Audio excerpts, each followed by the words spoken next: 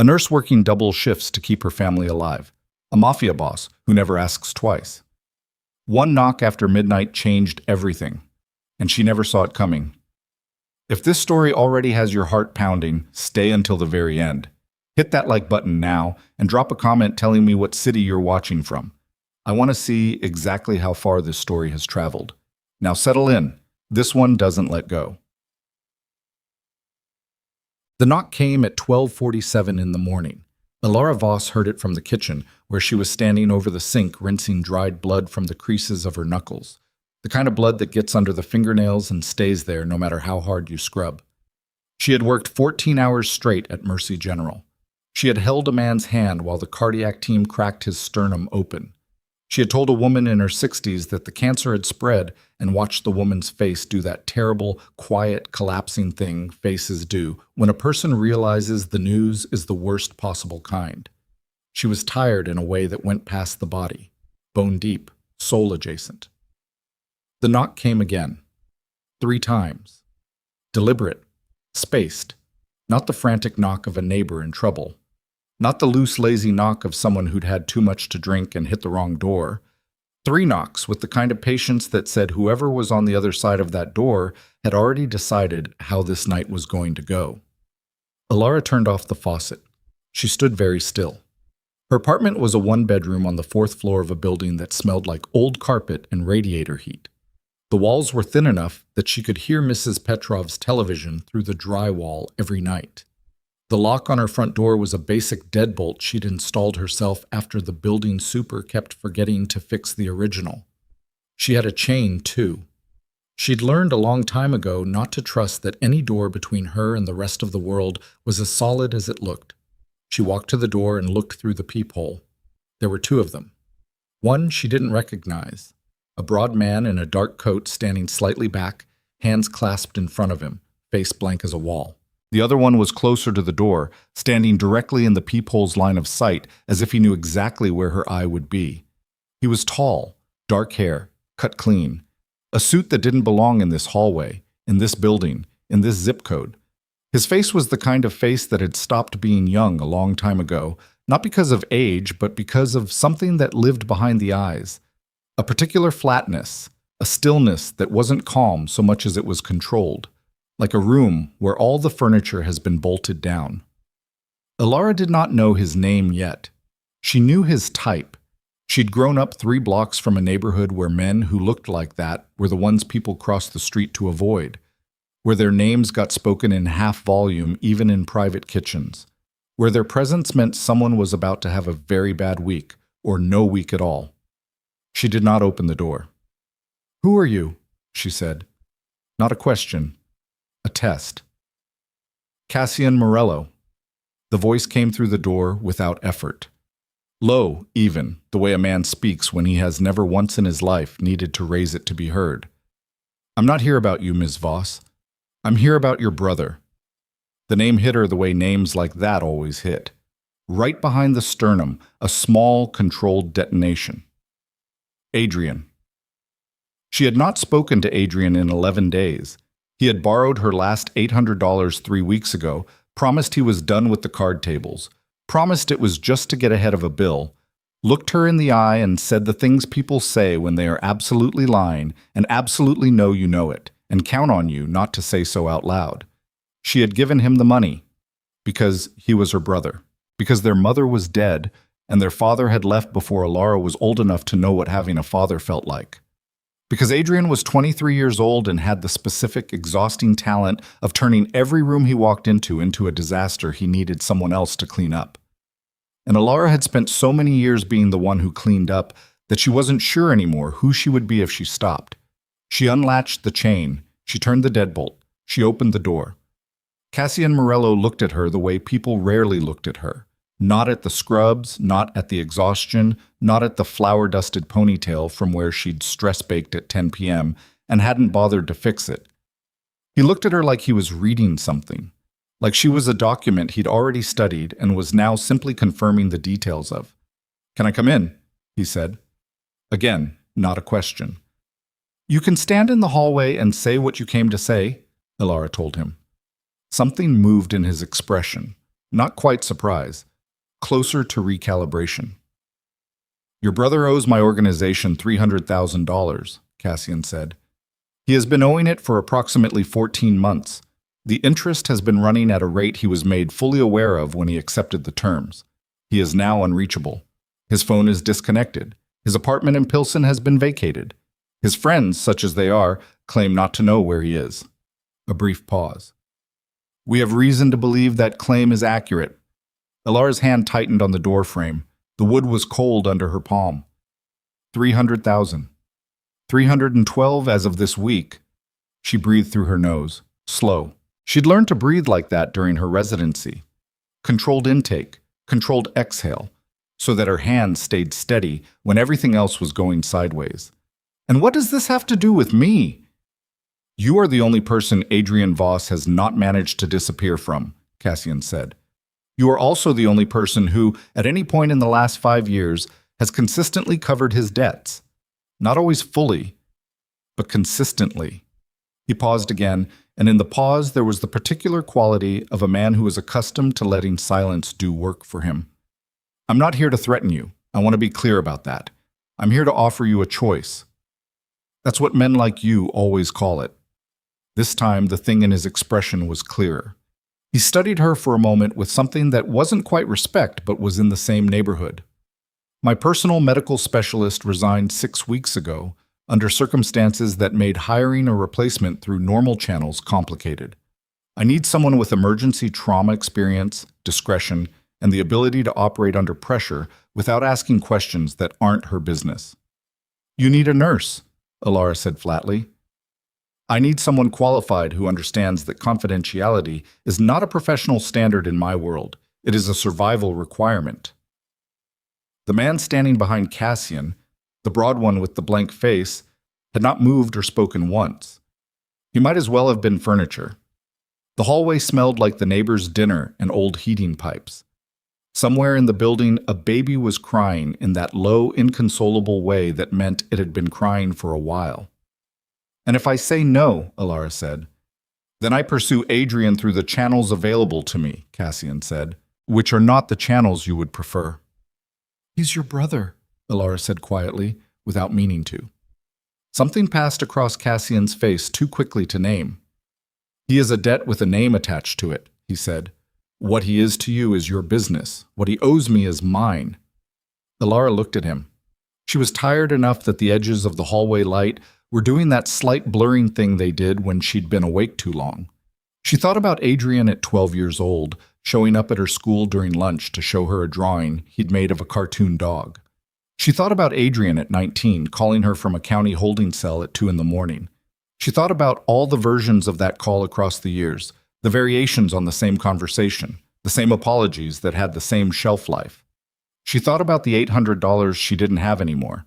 She thought about what $300,000 in the hands of someone like Cassian Morello meant for a 23-year-old kid who had already run out of places to hide. 18 months, she said. Cassian looked at her steadily.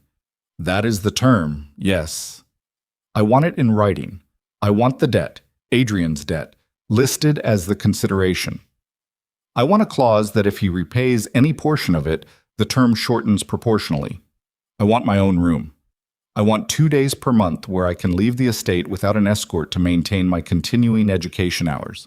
And I want a written guarantee that no member of your organization will approach Adrian Voss during the term of my service. The silence in the hallway was complete.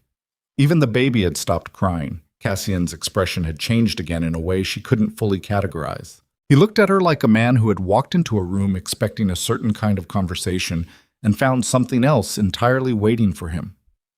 You've thought about this, he said. I've been standing here listening to you, Elara said. That's all. He reached into his jacket and produced a folded document, held it out. She looked at it without taking it. That's not the contract I just described.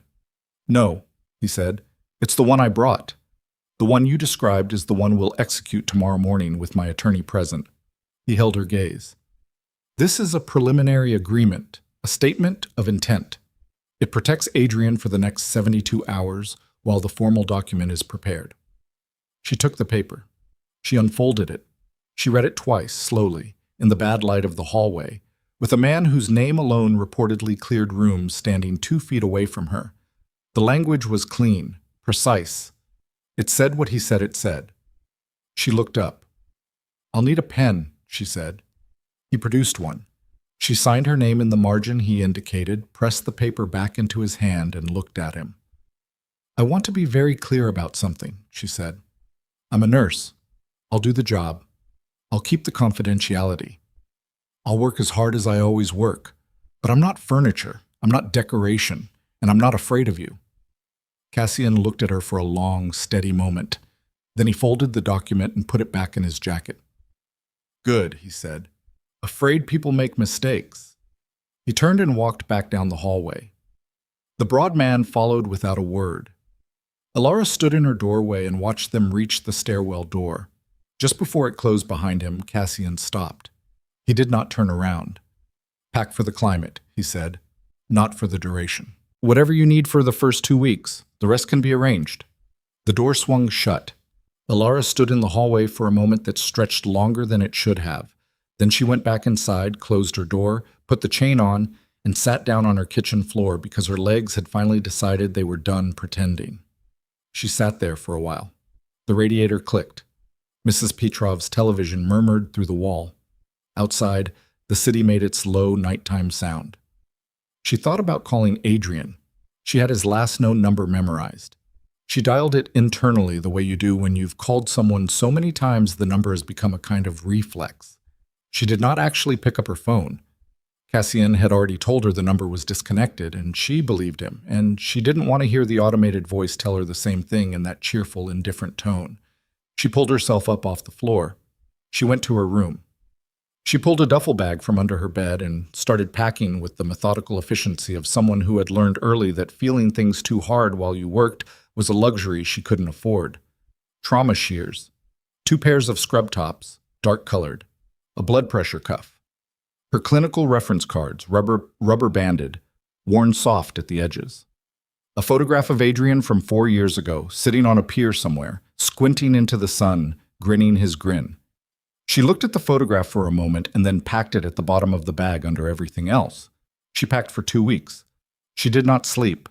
At dawn, she called Mercy General and told them she had a family emergency and would need a leave of absence, at minimum 60 days, possibly longer. The charge nurse on the other end of the line was not happy about it.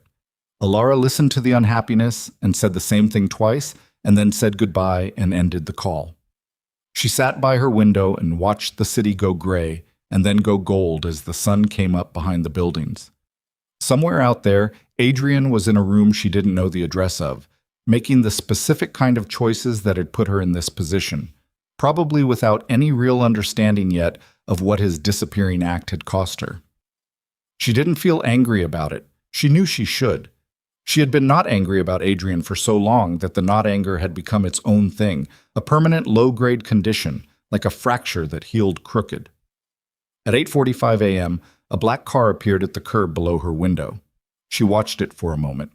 Then she picked up her duffel bag and her nursing credentials folder and her keys, and she paused at the door. She was 26 years old. She had never owned a car. She had worked since she was 15. She had put herself through nursing school on loans that still made her stomach tighten when she thought about them too directly. She had spent the last 6 years keeping herself and what remained of her family upright through the specific combination of stubbornness and forward motion that sometimes gets mistaken for strength. She locked her apartment door behind her. The car smelled like leather and something faintly chemical. Clean, deliberately clean, the kind of clean that covers other smells. The driver did not speak. He drove north through the morning city with the easy authority of someone who knew every light cycle. They drove for over an hour.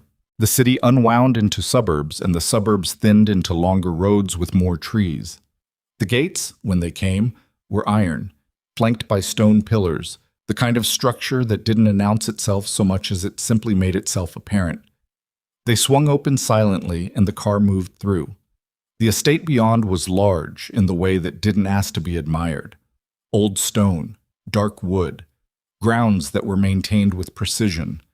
Elara looked at it through the window and did not let herself react to its size or its obvious expense or the fact that there were men positioned at intervals who wore earpieces and held themselves in the particular flat-ready way that said they weren't groundskeepers.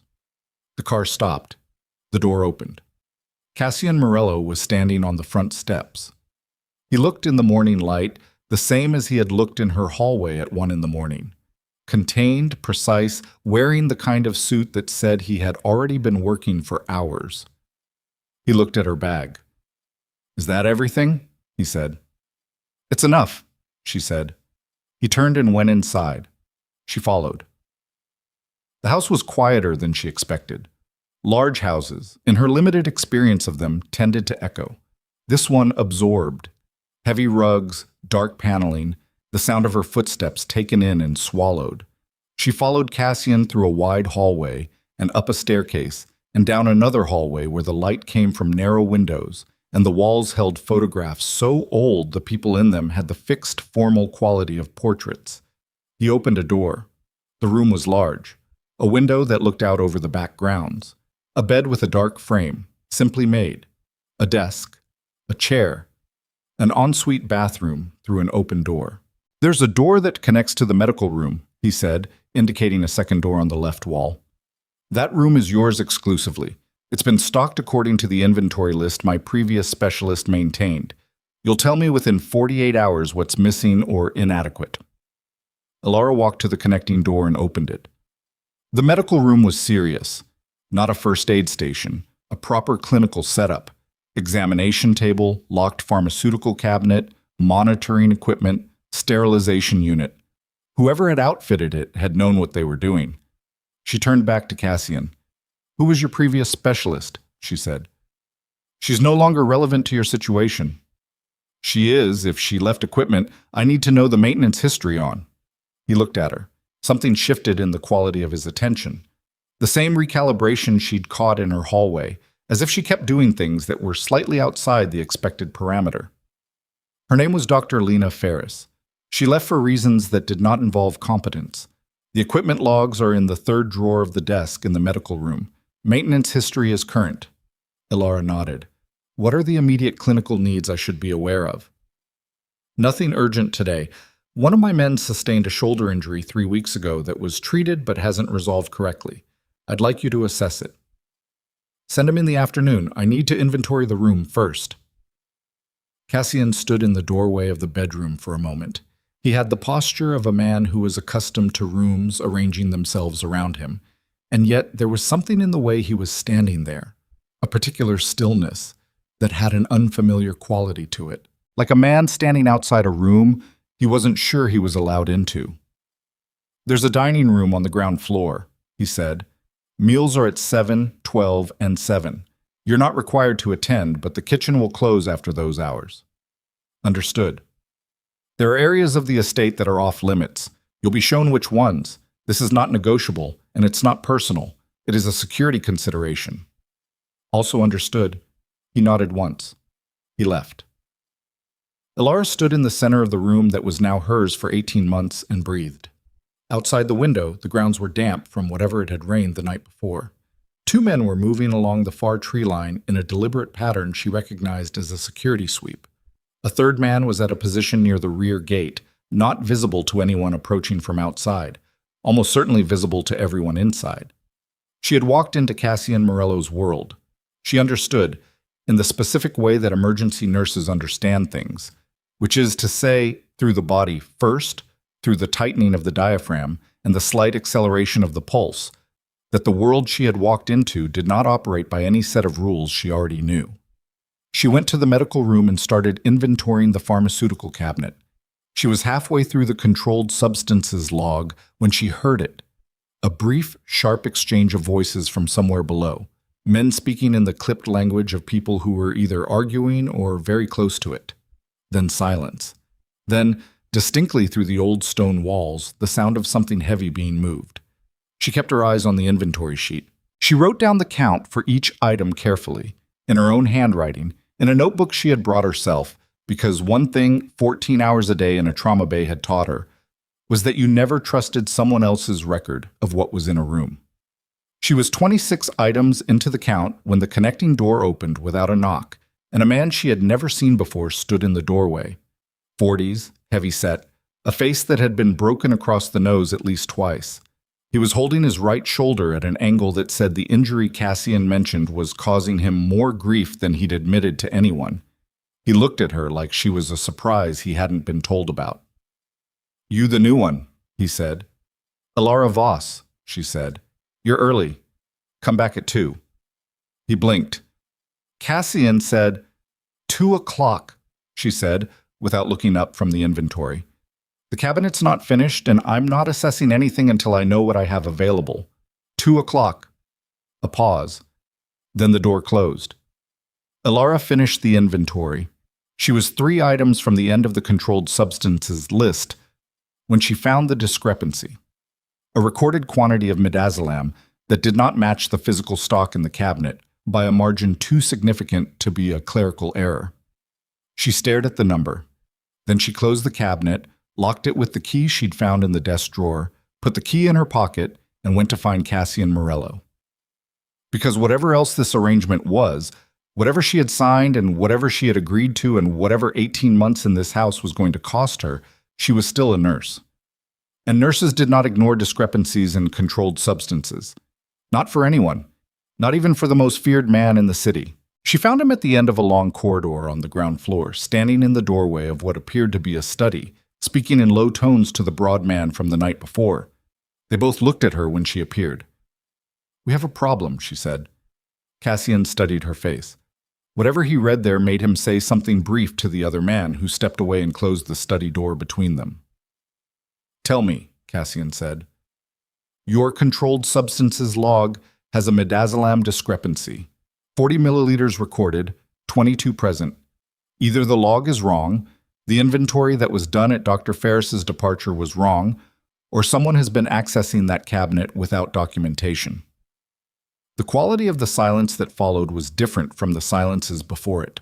Heavier, with a specific texture that Elara recognized as the texture of information landing in a mind that already had context for it. "How certain are you?" he said. "I counted twice," she said. "I'm certain." Cassian looked at her for a long moment with those flat, reading eyes. Then he said, very quietly, "Lock the cabinet. Keep the key. Tell no one else." "I need to know if this is a clinical safety issue or a security issue," she said, "because my response is different depending on which one it is." "At this moment," Cassian said, "it is both." He turned back toward the study. Then he stopped, the same way he had stopped in her hallway the night before, with his back to her. "Ms. Voss," he said, you've been here 4 hours." "Yes," she said. "You've already found something 3 people missed." She said nothing. "That is either very useful," he said, "or very dangerous." He went into the study. The door closed. Elara stood in the corridor with the cabinet key in her pocket and the inventory notebook in her hand, and the specific understanding settling over her that the missing midazolam was not an accident, and that whoever had taken it had access to the medical room, and that whoever had access to that room had access to things that could put a man Cassian Morello's size unconscious in under 90 seconds. And Cassian already knew who it was. She could tell by the way he hadn't asked her who else had a key. Cassian did not come back to the corridor. Elara stood there for a moment longer than was necessary, long enough to establish in her own mind that she was choosing to walk away and not being dismissed. And then she went back upstairs to the medical room and sat at the desk and wrote the discrepancy into her own notebook in precise clinical language that would hold up to scrutiny if it ever needed to. She dated it. She initialed it. She wrote the time. Then she put the notebook in the inside pocket of her bag, under the photograph of Adrian, and went to the window. The 2 men on the far tree line had completed their sweep and were moving back toward the house. A third man she hadn't noticed before was positioned near a side entrance, arms loose at his sides, watching the approach road with the particular quality of attention that wasn't boredom and wasn't alertness exactly, but was the thing that lives in the space between. The permanent low-grade vigilance of men who had learned the hard way that the quiet moments were the ones that killed you. She understood, watching them, that she was inside a system, not a household, not an organization in the abstract boardroom sense of the word. A system with its own physics, its own pressure gradients, its own very specific consequences for miscalculation. She had walked into it voluntarily. That was the part she kept returning to. At 2 o'clock, she heard the knock at the connecting door and said, "Come in," and the man with the broken nose and the badly held shoulder came through. He moved differently than he had in the morning, slower, more deliberate, with the particular gait of someone who had spent several hours deciding whether to be cooperative or difficult, and had landed somewhere in the uncomfortable middle. His name, he told her, was Darrow. Just Darrow. She didn't ask for a last name. She had him sit on the examination table and she pulled on gloves and began her assessment with the systematic efficiency she would have used in any clinical setting, regardless of what the clinical setting happened to be located inside. She palpated the shoulder joint, tested range of motion, watched his face for the involuntary expressions that told her more than anything he would choose to say out loud. The original treatment, whatever it had been, had missed a partial rotator cuff tear.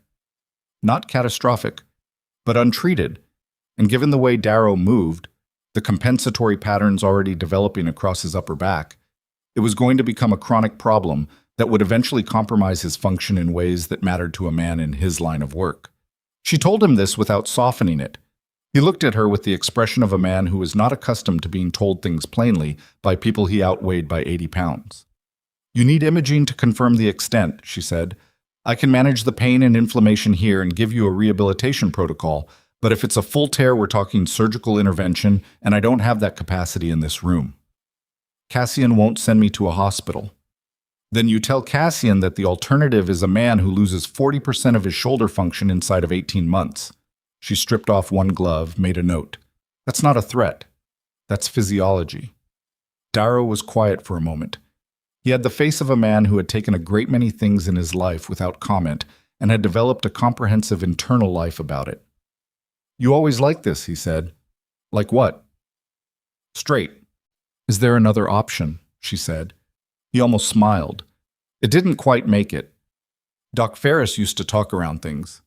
"Dr. Ferris isn't here," Elara said. She pulled the second glove off. "I'll put together an anti-inflammatory protocol and a mobility exercise sequence. I want to reassess in 5 days. If the mobility hasn't improved by 15%, I'm going to need you to make the argument to Cassian about imaging, because I can't make it for you." Darrow slid off the examination table. He rolled his shoulder experimentally and stopped when it caught. "Why not?" "Because he'll listen to you," Elara said. "He doesn't know me yet." Darrow looked at her with an expression she couldn't entirely read. It had the quality of reassessment in it, the specific way people look at you when you've said something that doesn't fit the box they put you in. He left without further comment. Elara documented the assessment, wrote the protocol, and then sat at the desk and ate the sandwich that had appeared on a tray outside her bedroom door at noon. She hadn't heard anyone leave it, which told her something about the way the house moved, and thought about the midazolam. 40 recorded, 22 present, 18 milliliters unaccounted for. At standard induction dosage, 18 milliliters was enough to keep an average adult male sedated for somewhere between 20 and 40 minutes, depending on body weight and tolerance. It was not a massive amount. It was a precise amount. The kind of amount someone takes when they know exactly what they need, and they've calculated it carefully, and they're not planning to leave a margin for error. She thought about Cassian's face when she'd told him, the quality of the silence, the instruction to tell no one. He hadn't asked when she thought the discrepancy had occurred. He hadn't asked how she'd noticed. He had simply said it was both a clinical issue and a security issue, and then he had closed a door. She was still thinking about it at 7 o'clock when she went downstairs for dinner. The dining room was large enough to feel formal and furnished enough to feel used, which was an unusual combination. A long table, dark wood, set at one end with 3 places. Cassian was already seated.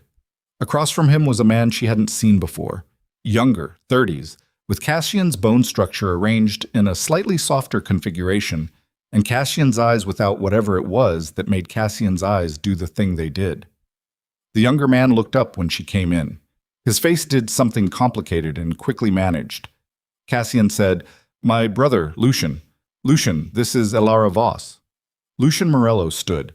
He was a few inches shorter than Cassian, built leaner, and he had the particular energy of a man who is performing ease while running something else entirely underneath it. He held out his hand. She shook it. "The new medic," he said. He smiled. It was a good smile, practiced smooth. "Cassian mentioned you were starting." "He mentioned you were in town," Elara said, which was untrue. Cassian had mentioned nothing of the kind, and she said it in the flat informational tone that made it impossible to tell whether she was lying or simply stating a fact she'd received elsewhere. Lucian's eyes moved to Cassian briefly. Cassian was looking at the bread plate. They sat. Dinner was served by a man who moved with the particular silent efficiency of someone who had been doing this for a long time and had learned to be architecturally invisible. The food was good, real food, the kind that required time to prepare. Elara ate steadily and listened to the conversation between the brothers with the part of her attention she'd trained over years to do two things at once. Cassian and Lucian spoke about what sounded on the surface like business logistics, property assessments, shipping delays, a meeting in 3 days with what Lucian called the Beluchis, which produced a slight shift in the quality of the air at the table that Elara noted without looking up. Underneath the logistics, there was something else. Not tension exactly, something more structural than tension, the kind of relationship load that had been accumulating for years and had developed its own geology. Layers compressed under pressure, fault lines you couldn't see from the surface, but that you could feel through the floor when you stood still long enough. Lucian talked more than Cassian. Lucian laughed more easily, moved his hands when he spoke, referenced shared history in ways that were not quite warm. They had the quality of a man reminding another man of his debts. Cassian listened and responded in the particular minimal way of someone who is conserving something. At one point, Lucian glanced at Elara and said, "You're very quiet for a dinner guest." "I'm not a guest," Elara said. He looked at her, the practiced smile again, with something different underneath it this time. "Right, the arrangement." He reached for his glass. Cassian's always had an interesting approach to problem solving. "Lucian," Cassian said.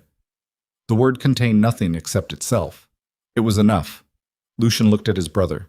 Something passed between them that Elara did not have the full context to decode, but whose shape she recognized.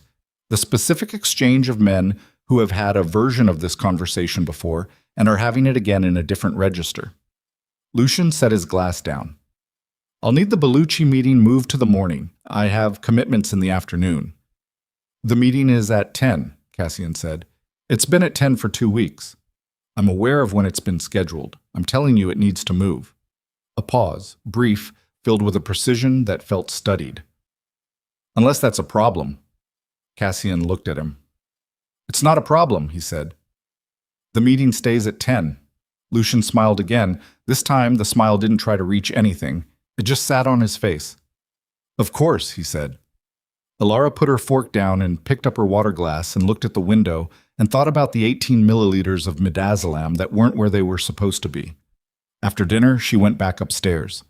She was 20 minutes into reviewing the medical room's equipment maintenance logs when Cassian knocked on the connecting door. He did knock, she registered that, and came in. He stood at the threshold rather than in the room. He had taken off his jacket. Without it, he looked like what he probably actually was, which was a man who had spent years developing physical authority as a deliberate instrument. She had seen that body type before, in the trauma bay, men who had built themselves into something deliberately, for reasons that were not recreational. "Lucian didn't know you were coming," he said. She looked up from the log. "I know." He studied her. "How?" "Because he recognized my name before I said it. You told him your new medic was starting. He knew the name Voss before I sat down." She set the log aside. "If he didn't know I was coming, he did his own research between when you left the dinner table yesterday and when he walked into the dining room tonight." The quality of Cassian's attention in that moment was something she was beginning to recognize. It was the way he looked when information confirmed something rather than created something new. Confirmation of what, specifically, she still didn't have the full map for. "The midazolam," she said. He didn't answer.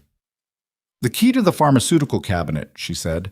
"There's a record in the desk drawer of who has been issued a copy. Dr. Ferris, you, one other. The third name has been redacted." She held his gaze. "I'm not asking you to tell me who it is. I'm telling you that I noticed, and that I need you to understand I'm going to notice things. That's not negotiable, and it's not optional. It's how I function. Cassian stood in the doorway for what felt like a full minute. Outside, the wind had come up and was doing something to the old windows that made them settle and creak in their frames. The third key, he said finally, was issued to Lucian 18 months ago, when he came back from overseas and needed access to the estate's medical supply during a period when we didn't have a specialist on staff. Was the key returned? He said it was. And the cabinet log does not show a return entry, Cassian said. No, it does not. The room was very quiet. The wind worked at the window. Cassian, she said, and it was the first time she'd used his name without a preceding title or framing, and they both heard it. If someone used that medication on a member of your organization, no one has been sedated without cause, he said. I would know. Then what was it for? He looked at her. The flat reading look, the one she was starting to understand, was not coldness, but the opposite of it. The way a man looks when he is working very hard to control the temperature of what he feels. Insurance, he said, against me. She let that land. She didn't ask him to elaborate.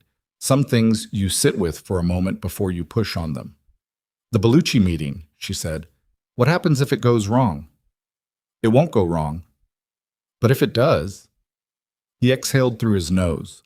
A small sound, compressed, the kind of release you allow yourself when you are not permitting anything larger. The Bellucci family has been attempting to absorb 3 of my supply routes for 8 months. The meeting in 3 days is ostensibly a negotiation. Roman Bellucci is 29 years old, has been running his family's operations for 14 months, and believes that confidence is a substitute for patience. He paused. It is not. And Lucian. The name sat in the air between them differently than it had at the dinner table. Lucian is my brother, Cassian said. The way he said it was not warm. It had the quality of a statement of legal fact. That's not what I asked. He looked at her for a long moment. Then he said, Get some sleep, Ms. Voss. And he stepped back and pulled the connecting door closed between them. Elara sat at the desk for a while after he left. Then she went to the window. The grounds were lit in the indirect, deliberate way of a place that had decided visibility was security. She could see 2 perimeter positions from where she stood, and she was aware of at least one position she couldn't see. She was thinking about Lucian's smile, the one that didn't try to reach anything. She thought about that for a long time. The next 2 days moved in a strange, compressed rhythm. She settled into the routine of the medical room with the same efficiency she'd brought to every rotation she'd ever worked. Methodical, thorough, present. Darrow came back on day 2 and she assessed his range of motion improvement as marginal, which was honest, and told him to maintain the protocol and come back in 3 days. He grunted and left and came back 40 minutes later with a cup of coffee he set on her desk without comment and then left again. She drank it. It was good. 2 other men came through for various things. A badly healed hand laceration on a man who introduced himself only as Price, and a blood pressure reading Cassian had apparently requested on a man named Sorrel, who was in his 60s and had the look of someone who had been in this world since before it was Cassian's world. Sorrel sat on the examination table and let her take the reading and looked at her with the particular eyes of a man who has seen many versions of many situations and is quietly categorizing which version this one is. You're different from Ferris, he said. Most people are different from most people, Elara said. He looked at her a moment. She kept her head down, he said. Didn't look at things that weren't directly in front of her. That sounds like a very specific observation. It is, he said. He rolled down his sleeve. Blood pressure's high. I know. I just told you that. Been high for 3 years. He slid off the table. Haven't died yet. You're welcome to keep testing that theory, she said. Or you could manage it. I can give you a protocol. He stopped at the door. You're going to be here in 3 years, he said. She looked at him. I have a contract for 18 months. Sorrel looked at her with those categorizing eyes. Things have a way of changing, he said. He said it without inflection, which made it the most weighted thing anyone had said to her since she'd arrived. He left. She wrote the blood pressure protocol and set it on the desk, and then sat for a moment with the specific weight of a place pressing on her that she could feel, but not yet fully see. The night before the Bellucci meeting, she was in the medical room after midnight, couldn't sleep, had given up trying, when she heard the voices. Low, somewhere below and toward the back of the house, the kind of voices that are trying not to be voices. She sat still, listened. She couldn't make out words. Two voices, she thought. One of them had a cadence she recognized as Lucian's. The other was unfamiliar. Shorter sentences on the unfamiliar side, longer on Lucian's. The kind of conversational rhythm that was not an argument and not a negotiation, but was the specific rhythm of two people confirming something they had already decided. She sat with her hands flat on the desk and listened until the voices stopped and the house went back to its wind and settling silence. She did not tell Cassian. She was not ready to tell Cassian. She had seen what lived behind his eyes when the subject of Lucian came up, and she understood, with the particular instinct she'd developed for reading people in crisis, that there was something very close to the surface in that man on that subject, something he was containing with a great deal of effort, and that pushing on it without more than what she currently had was the kind of mistake that didn't come with a second attempt. She needed more. The next morning she was in the dining room at 7 for breakfast, and Lucian was there, across the table, already dressed, with the easy manner of a man who had slept well, and she looked at him across the coffee and the bread, and she thought about the voices at midnight, and she kept her face completely neutral and said good morning and ate her eggs and let Lucian talk about the weather. Cassian came down at 7:20. He looked at Lucian and then at Elara and then at his coffee. "Meeting's in 2 hours," he said. "I know," Lucian said. There was a silence that had specific content. "I'd like Elara present," Cassian said, "in an adjacent capacity." The sentence landed on the table like something had been set down hard. Lucian looked up from his plate. His face did the complicated quick management thing. "She's a medic. She's observant," Cassian said. "I've found that useful." "Cassian," Lucian's voice had dropped a register. The ease was still there on the surface, but the structure beneath it had changed. "The Belluccis won't respond well to bringing in someone they haven't vetted." "I'll handle Roman Bellucci," Cassian said. "That's not—" "I said I'll handle it." Cassian looked at his brother. The same look from the dinner table, but with something more direct in it this time, something less contained. "You'll be present as my second. Elara will be positioned outside the room. Available." "Available for what?" Cassian drank his coffee. "Whatever's needed." Lucian looked at Elara. She looked back at him with the neutral, clinical face she'd spent 14 years constructing and maintaining. He looked away first. 2 hours later, she was sitting in a chair in a corridor outside a closed set of double doors in the east wing of the estate, which she had not previously been in, and which had the quality of a part of the house that was used for a specific purpose and maintained accordingly. Clean, deliberately impersonal, with the air of a space that had witnessed important things and been cleaned afterward. Through the doors she could hear the muffled architecture of conversation, the tonal rises and drops of men negotiating, the long pauses, the specific percussion of the room when someone said something the other side didn't like. She sat with her hands in her lap and her back straight, and she listened not to the words but to the rhythm. 40 minutes in, the rhythm changed. She couldn't have said exactly what changed in it. It was the kind of shift you feel in a trauma bay when the vitals are still technically in range, but something has moved. Some internal pressure gradient has crossed a line the monitors haven't caught yet. She stood up. The doors opened before she reached them. Darrow came through first, moving wrong. Not injured, but braced, the body language of a man who has just been in a room where something nearly happened. Behind him, 2 men she recognized from the perimeter detail. Then Cassian. Cassian was composed. He was always composed. But he was composed the way a structure is composed after something has tested it. Everything holding, but with the invisible knowledge of the force that was just applied. He looked at her.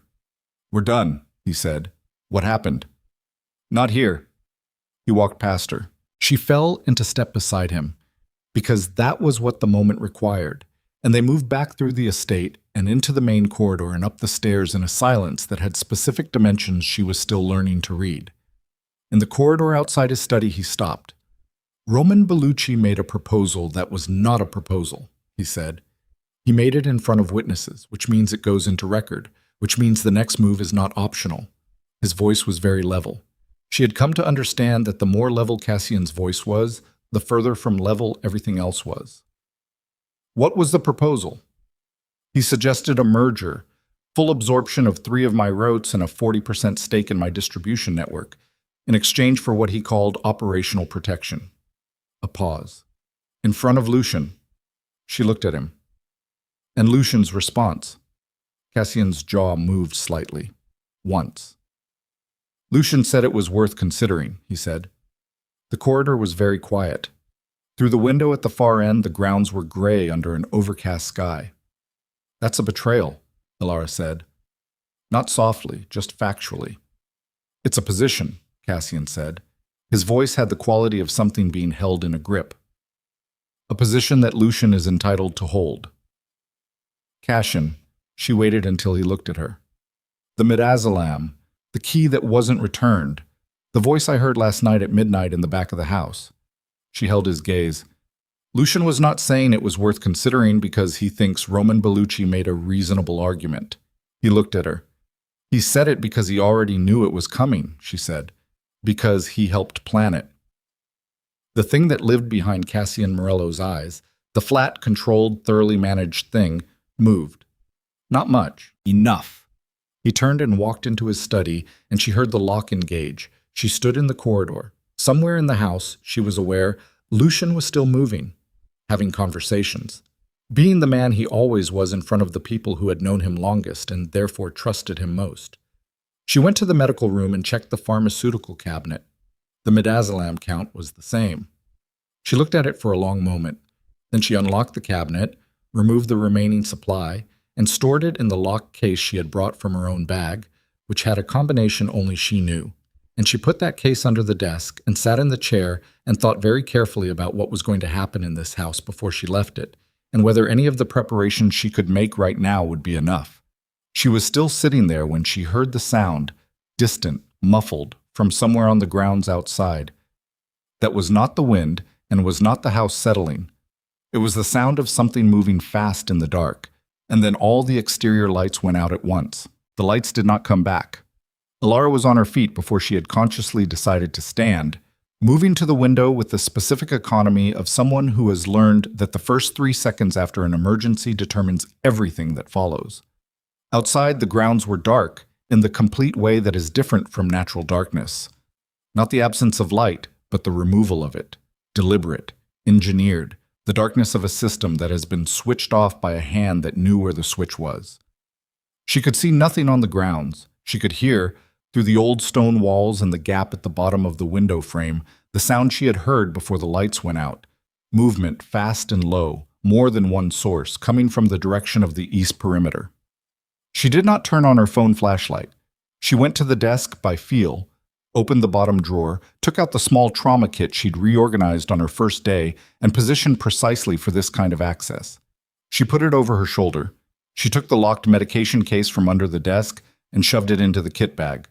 She went to the connecting door and threw it into her bedroom and stood against the interior wall, away from the window, and waited. 15 seconds. Then the sound changed, closer, and underneath it, voices. Not conversational, not the midnight murmurs she'd heard the night before.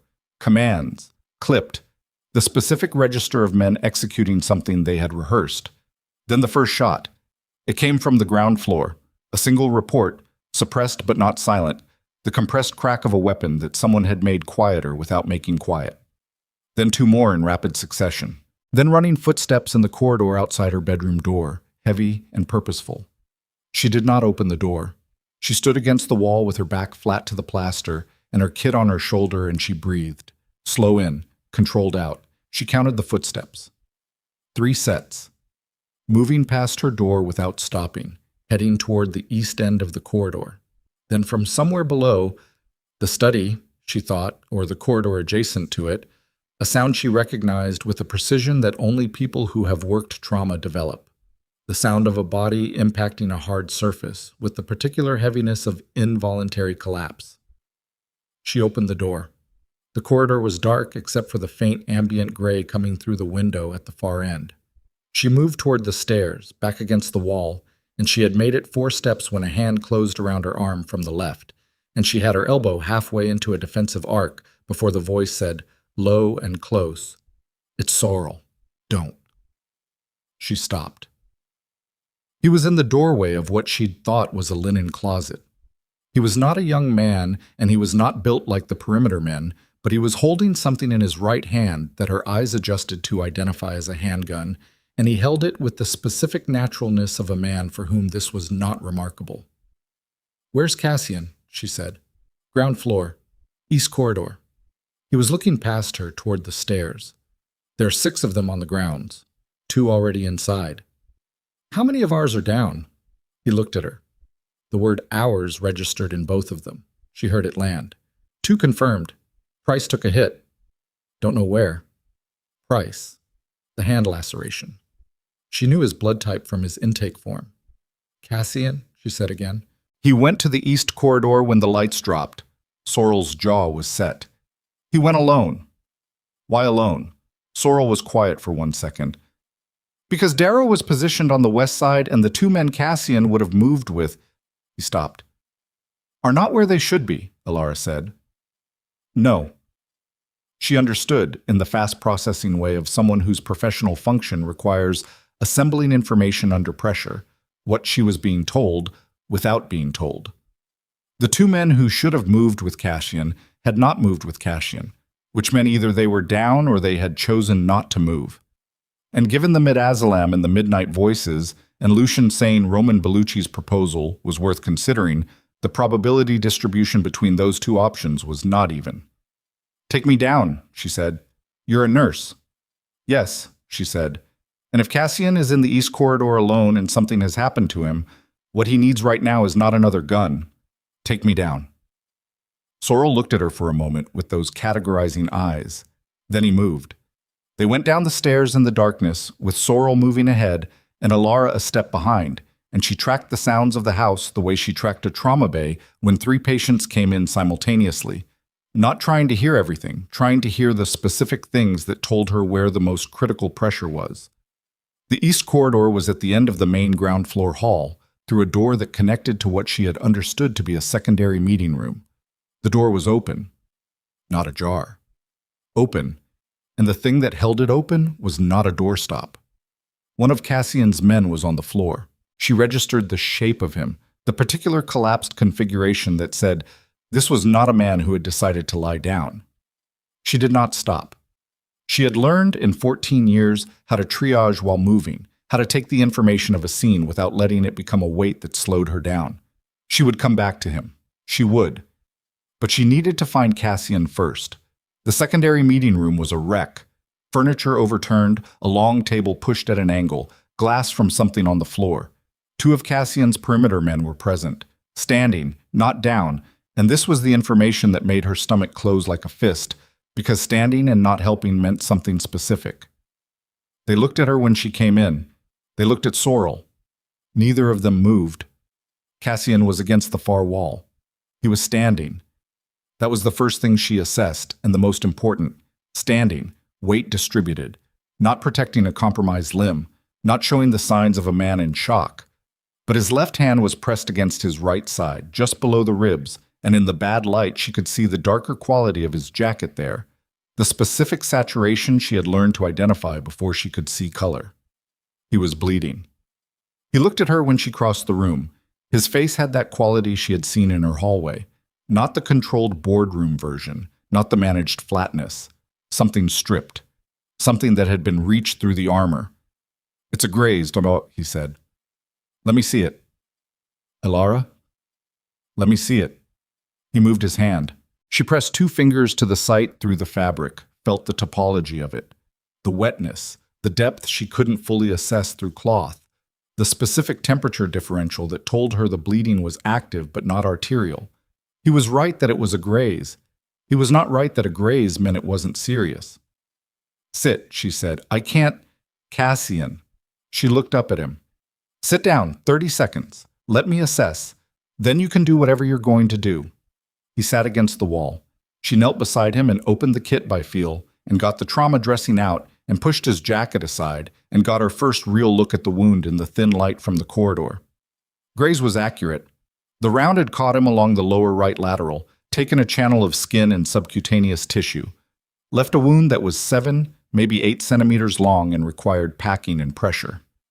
Not life-threatening in this moment. Life-threatening in an hour if it wasn't managed, and he kept moving through a dark estate with armed men in it.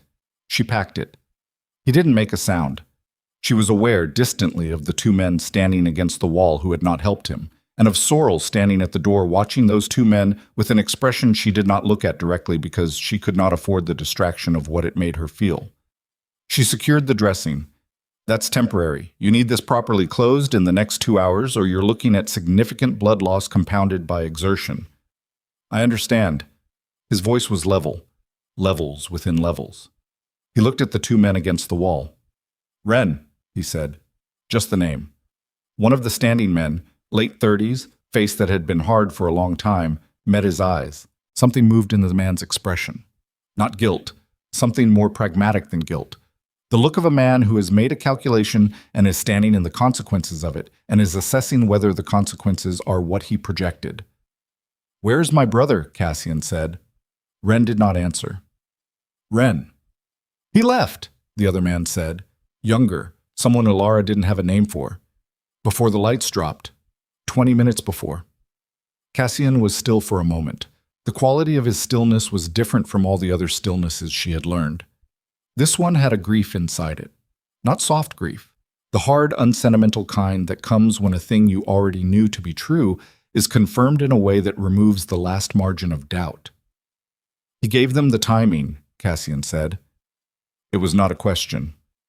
He gave them the timing, Sorrel said from the door, and the east perimeter position, and Darrow's rotation schedule. A pause. And the code for the gate. The room was quiet. Outside, somewhere on the grounds, there were still sounds, but different now, diminishing. The sounds of something concluding rather than escalating. Cassian looked at Ren. You knew.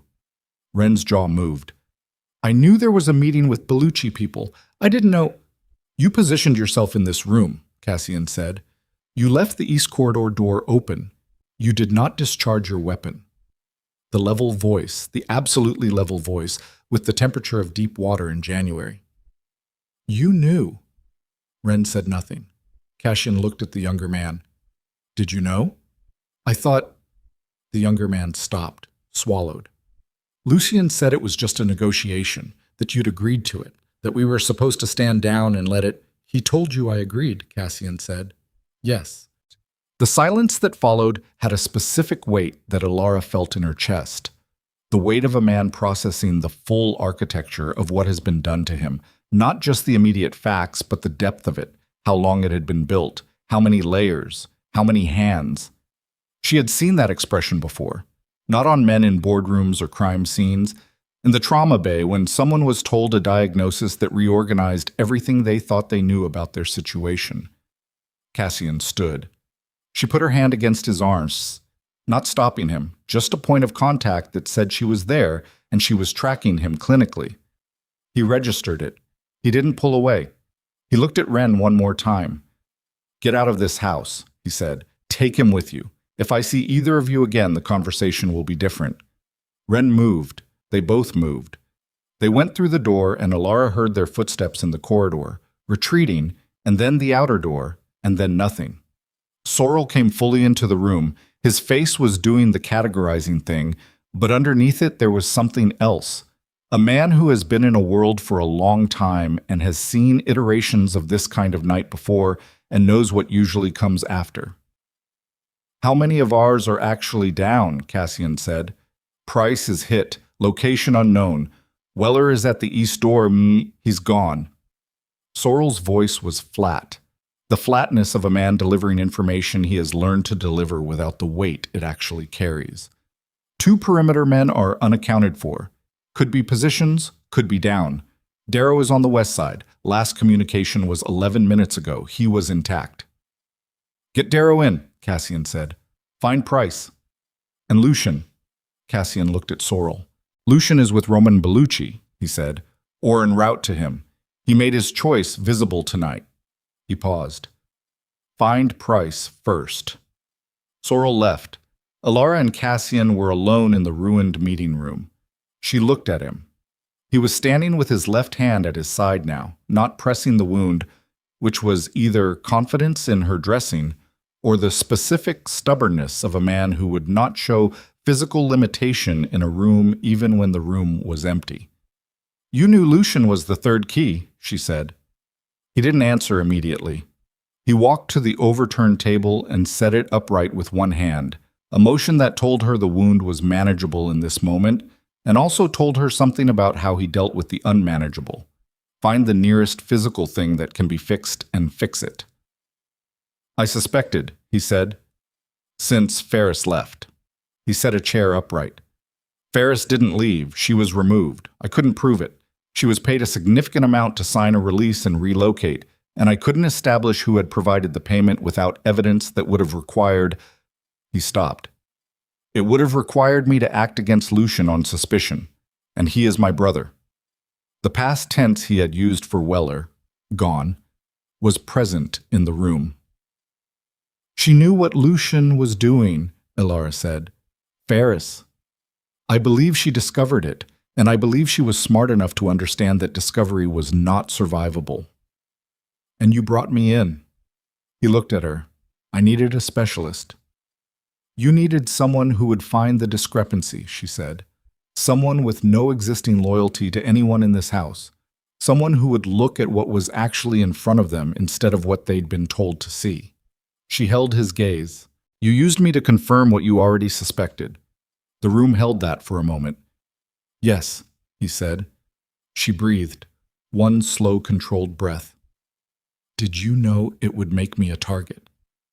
The look on his face, contained, managed, but with that stripped quality underneath, answered her before he spoke. He had known. He had weighed it. He had made the calculation. "I thought you would be inside the house," he said. "I thought the risk would be contained. And the $18 million in debt you attached to my brother. 300,000. "Don't correct my math right now," she said. He was quiet. She looked at him. The wound dressing was holding. His color was acceptable. His pupils, in the dim light, were equal and reactive. She had checked when she was close to him, automatic, the habit of assessment that never fully turned off. "When Lucian comes back," she said, "and he will come back because he needs something from you that Roman Bellucci can't give him on his own. What are you going to do?" "That depends on what he brings with him." "It depends on what you decide you are," Elara said. "Right now, in this room." He looked at her with the full weight of that reading attention, and she did not look away from it. "He's going to tell you it was necessary," she said. "He's going to tell you the organization needed new direction, that you were holding it back, that the Bellucci alliance makes sense. He's going to have arguments that are not entirely wrong on a business level, because a man like Lucian doesn't commit to something this complex without building a case." She paused. "And you're going to want to hear those arguments because he is your brother, and you have been protecting him since before he knew what he needed protection from, and that impulse does not die because of one night." Cassian's jaw was tight. "You don't know that." "I know it," she said quietly. "I've been watching you for 4 days." He turned away. Not retreat. She could read the difference now. He walked to the window and looked at the dark grounds and stood there with the posture of a man who is holding something in through every line of his body. "Weller had a daughter," he said. 8 months old. She didn't say anything. There was nothing to say to that wouldn't be inadequate. "He'd been with me for 6 years, Cassian said. "He was a careful man. Not a brilliant man. A careful, reliable man who did what he said he would do and was where he was supposed to be. And Lucian knew his rotation and gave it to Roman Bellucci's people, and Weller was at the east door because that is where a careful man who follows his schedule is supposed to be." His voice had not changed in volume. It was still level. The levelness was not control anymore. It was the thing past control, the place where a person has gone too far into something for ordinary containment to be the relevant mechanism. Elara walked to the window and stood beside him. She didn't touch him. She stood close enough that he knew she was there. Outside, the grounds were beginning to show the first thin edge of movement. Sorrel, she thought, from the body language. and Darrow's larger shape behind him, moving from the west side toward the house. "There's something else," she said. He looked at her. "Lucian knew I was coming before I arrived. He researched me, which means he knows about Adrian." She watched his face. "If he wants to pressure you through me, Adrian is the clearest available lever. He's already gone to ground once. If Lucian reaches him first—" "He won't," Cassian said. The firmness in it was immediate, reflexive, and she recognized it as a commitment being made in real time rather than a fact being stated. "How do you know?" "Because I know where Adrian Voss is," he said. She went very still. "He's been in a facility in Evanston for 11 days, Cassian said. "A rehabilitation program, private, residential, not publicly listed." He met her eyes. "I had him placed there before I came to your door. The debt was real. The terms were real. But I was not going to leave a 23-year-old with a gambling problem exposed on the street while negotiating with his sister." The information arrived in her like water into a space she hadn't known was hollow. She stood with it. 12 days she had spent not knowing where Adrian was, carrying the specific weight of not knowing that was different from worry in the way that a wound is different from a bruise, deeper, less visible, more systemic in its effect. She had carried it into this house and through every assessment and every conversation and every night she hadn't slept, and it had been the ballast of everything, the thing at the bottom that made all the other things heavier. And Cassian had known for 11 days. "You didn't tell me," she said. "No." "You let me." "Yes." She looked at him. He looked back at her and did not offer an explanation and did not soften it, and that strangely was the thing that made it possible to keep standing in the same room with him. A man who dressed it up would have been less bearable than a man who simply held the truth of what he'd done and let her look at it. "That was wrong," she said. "Yes," he said. "It was." The door opened. Darrow came through, blood on his sleeve that she clocked immediately as not fresh. Old enough to be manageable, new enough to need attention. Sorrel was behind him, carrying a man she recognized as Price across his back in the specific configuration of emergency carry, one arm, weight distributed, face down over the shoulder. She moved. She had Price on the floor in the cleared space near the window, and her kit opened before Darrow had finished saying, "West perimeter, shoulder, went down 10 minutes ago." She got the jacket off, found the entry site, high on the left shoulder, clean. She could not determine exit without imaging, but the blood volume and the color and the wound architecture said the lung had not been compromised and the subclavian was intact. "Hold pressure here," she told Darrow, directing his hand. "Hard. Don't adjust." She worked.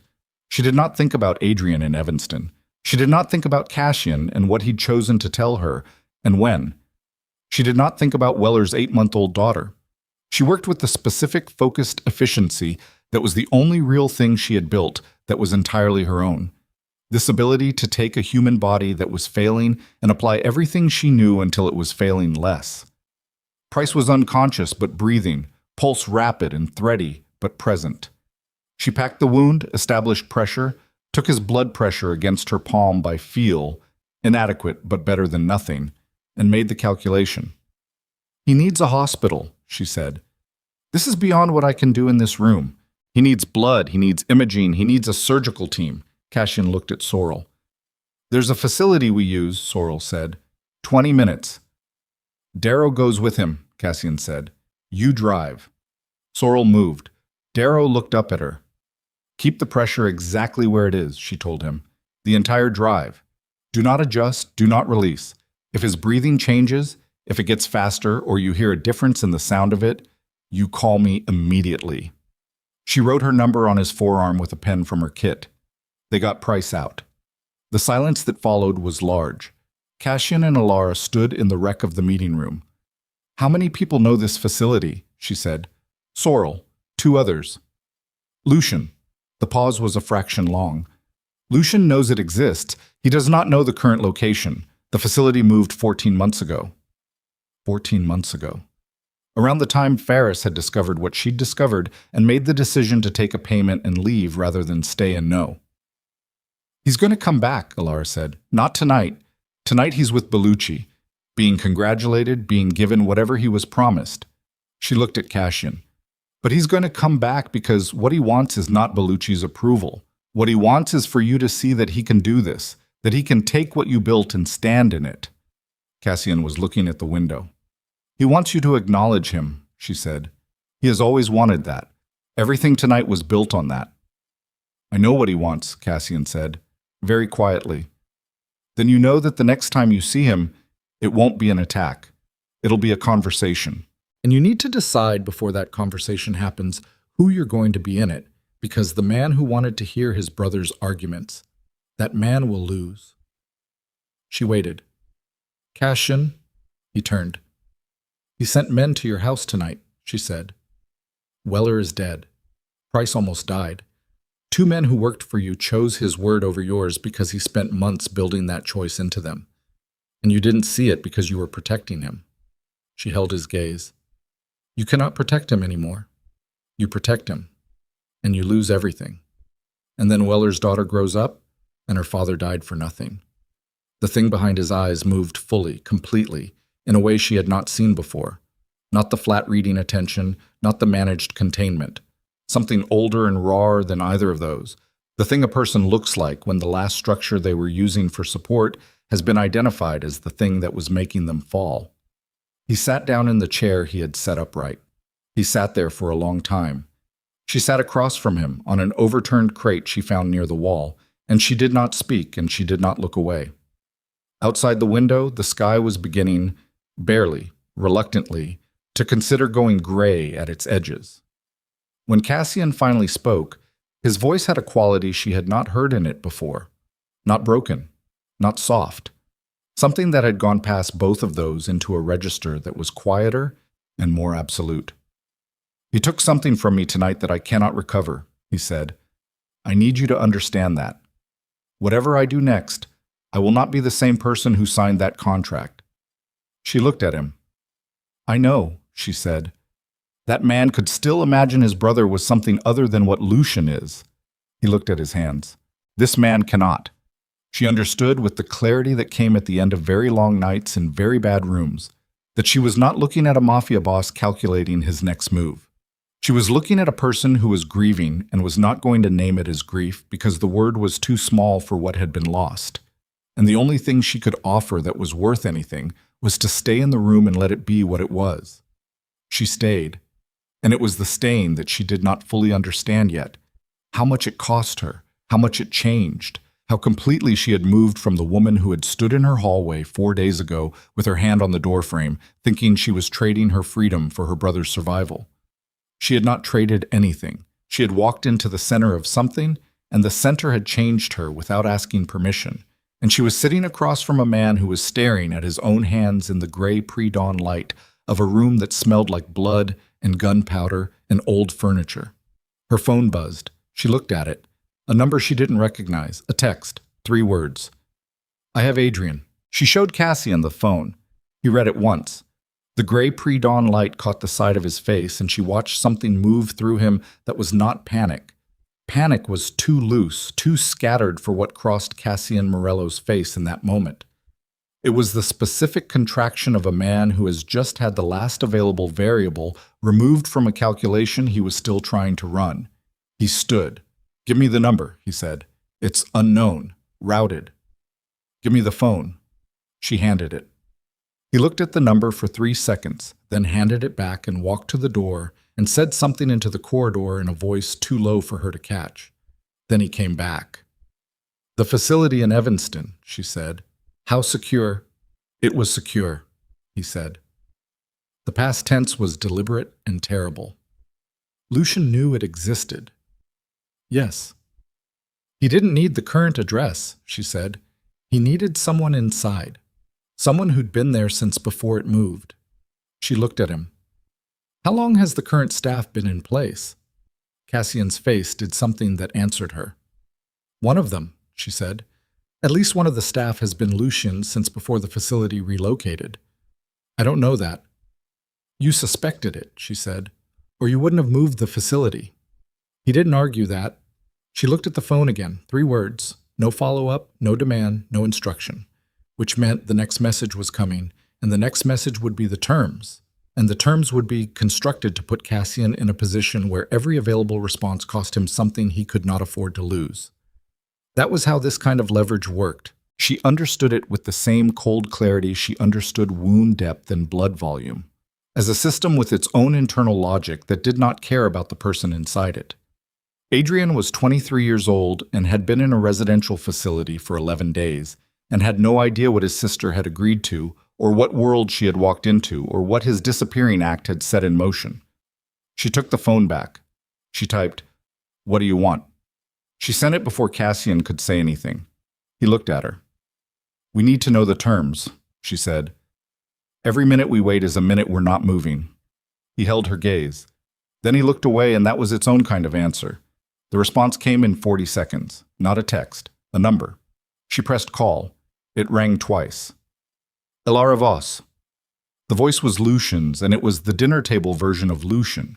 Easy, practiced, with the warmth dialed up to the specific setting that meant nothing genuine was happening underneath it. "I've been wanting to talk to you since the dining room. You're more perceptive than I gave you credit for initially. That's a compliment." "Where is he?" she said. "He's fine. He was asleep when we collected him. He's asleep now. The facility had him on something for the anxiety, which, I'll be honest, I found a little excessive, but the private rehabilitation industry does like its billable sedatives." A pause. "He doesn't know anything has changed." "What do you want?" "I want to talk to my brother." She looked at Cassian. He was already looking at her, had been watching her face through the entire call, reading it. She held the phone out. He took it. There was a silence on both ends of the call that lasted long enough to have its own weight. Then Cassian said, "Lucian." And whatever Lucian said in response, she couldn't hear it, the phone pressed to Cassian's ear, made the line of Cassian's jaw go rigid in a way she had not seen before. Not even in the meeting room with Wren, not even when he'd talked about Weller.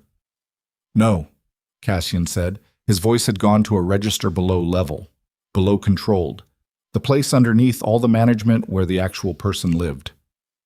"No, you do not get to tell me what I should have done. Not tonight." More from Lucian. She watched Cassian's face and read it the way she had learned to read faces in pain.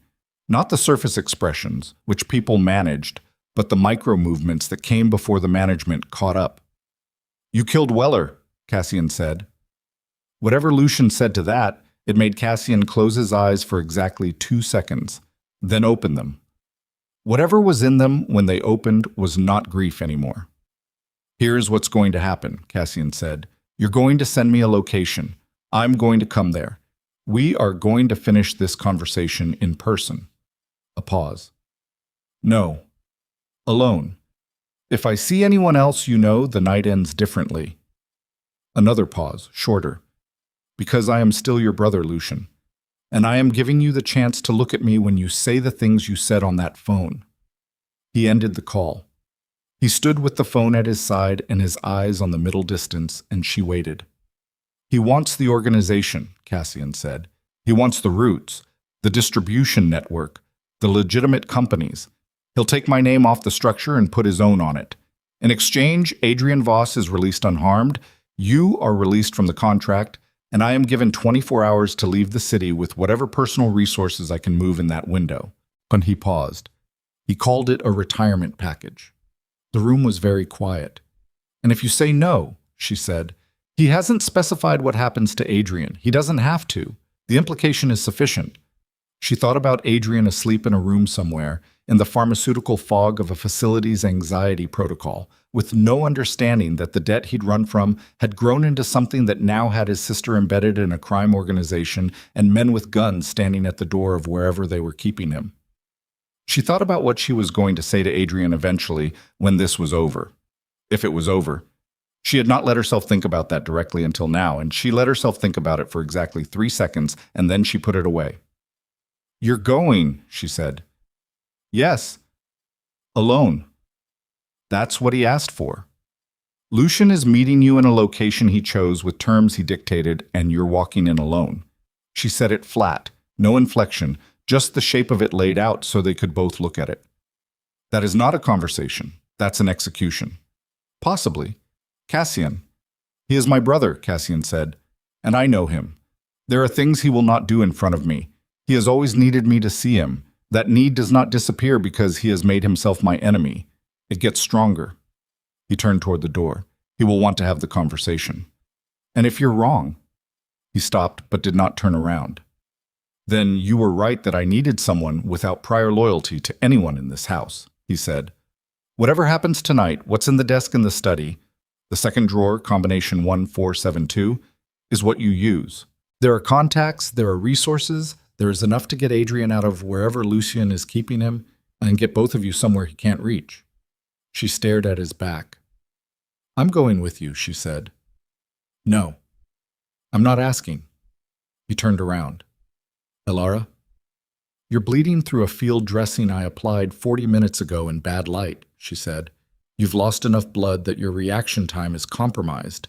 Not severely, but enough to matter in a situation where things move fast. You're going to walk into a room with your brother who has already decided to choose against you, and your physical capacity is not what it was 6 hours ago. She picked up her kit. I'm not going as your protection. I'm going because you are my patient, and my patient is not walking into that situation without medical support in the immediate vicinity. He looked at her for a long time. You understand what you're asking to walk into, he said. I understand what I already walked into, she said. 4 days ago, at my own door. Something crossed his face that she couldn't name and didn't try to. There's a car in the south garage, he said. We leave in 5 minutes. The location Lucien sent was a warehouse on the south edge of the city in an industrial corridor she had driven past on the bus to the hospital, an area of the city that was the kind of useful that came from being the kind of place nobody looked at twice. They drove in silence. Cassian drove. The wound dressing was holding. She checked it at a stoplight with 2 fingers pressed to his side and his jaw tight with the effort of not reacting, and it was holding. The sky had gone from gray to the flat, cold blue of very early morning. The streets were empty, in the way city streets are empty at 5 Sir, not abandoned, just between versions of themselves. The Bellucci family, she said, about 10 minutes out. Is Roman there? Possibly, likely. He kept his eyes on the road. Roman provides the muscle and the new routes. Lucien provides the operational knowledge and the existing structure. Neither of them can build what they want without the other, which means Roman needs this to work as much as Lucien does. Which means Roman has a reason to want you in a room tonight that ends a specific way. Yes. And Lucien told you to come alone. Yes. You're not going to go alone, she said. I told you. I'm not talking about me. She was looking at her phone. She had sent a text to Sorrel's number 20 minutes ago, from the garage, while Cassian was pulling the car out. She had sent 2 words. Follow us. I'm talking about the man who has been in your organization for how long? Cassian glanced at her. You texted Sorrel. Someone who has been in your world for longer than I've been alive, and who looked at those 2 men standing against the wall tonight the way a person looks at something they've been expecting. Yes, I texted Sorrel. She kept her voice even. Is that a problem? He looked at the road. The city moved past the windows, dark storefronts and yellow streetlights, and the occasional figure moving on the sidewalk with the purpose of someone who had somewhere to be at this hour for reasons that were not recreational. No, he said. It's not a problem. The warehouse was a brick structure set back from the road behind a chain-link fence that had been opened. The padlock cut and the gate pushed back. Cassian parked on the street, not inside the fence, which she understood as a choice about options. You park inside, the gate closes, you have 1 exit. He turned off the engine. You stay with the car, he said. I stay within response distance, she said. If I hear a situation developing, I move in. Those are my terms. He looked at her. You don't have authority over my medical decisions, she said, which is what I'm describing.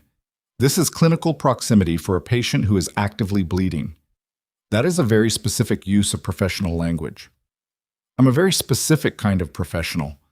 His mouth moved. Not quite a smile, the closest to one she had seen. It lasted about half a second and then it was gone, but she had seen it and she held on to it the way you hold on to something small and real when everything around it is large and dangerous. He got out of the car. She watched him cross the lot and disappear through the warehouse's side entrance, a metal door that had been left ajar, and the darkness inside swallowed him, and the door did not swing fully closed behind him. She counted to 30. Then she got out, put her kit over her shoulder, and moved. She did not go through the side door. She moved along the exterior wall of the building to a loading bay on the east side that was sealed with a rolling door, and next to the rolling door there was a personnel door that was not locked. She pressed the handle and it gave, and she pushed it open an inch and stopped. Voices. From the interior. The building's acoustics were the flat, echoing kind of a large, empty space, which meant she could hear directions but not details from this distance. She needed to move closer without becoming visible. She slipped inside. The loading bay was a shadow-filled antechamber to the main warehouse floor. She moved along the wall until she reached a stack of old steel shelving units, 6 feet high, bolted to the wall, and she positioned herself behind them and looked through the gap between units at what was in front of her.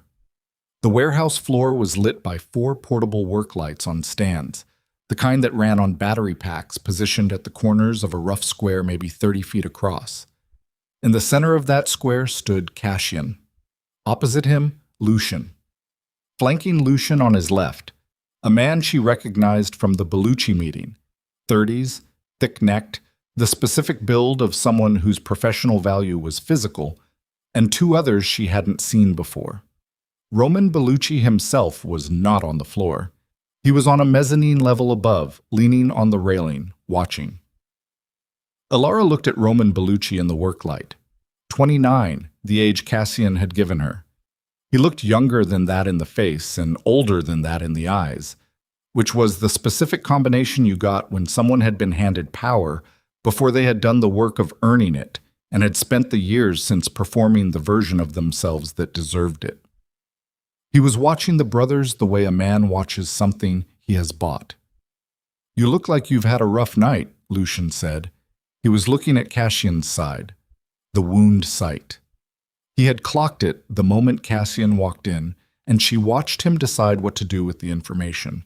She could read that calculation from 40 feet away through a gap in steel shelving. He decided to acknowledge it. "I didn't authorize that."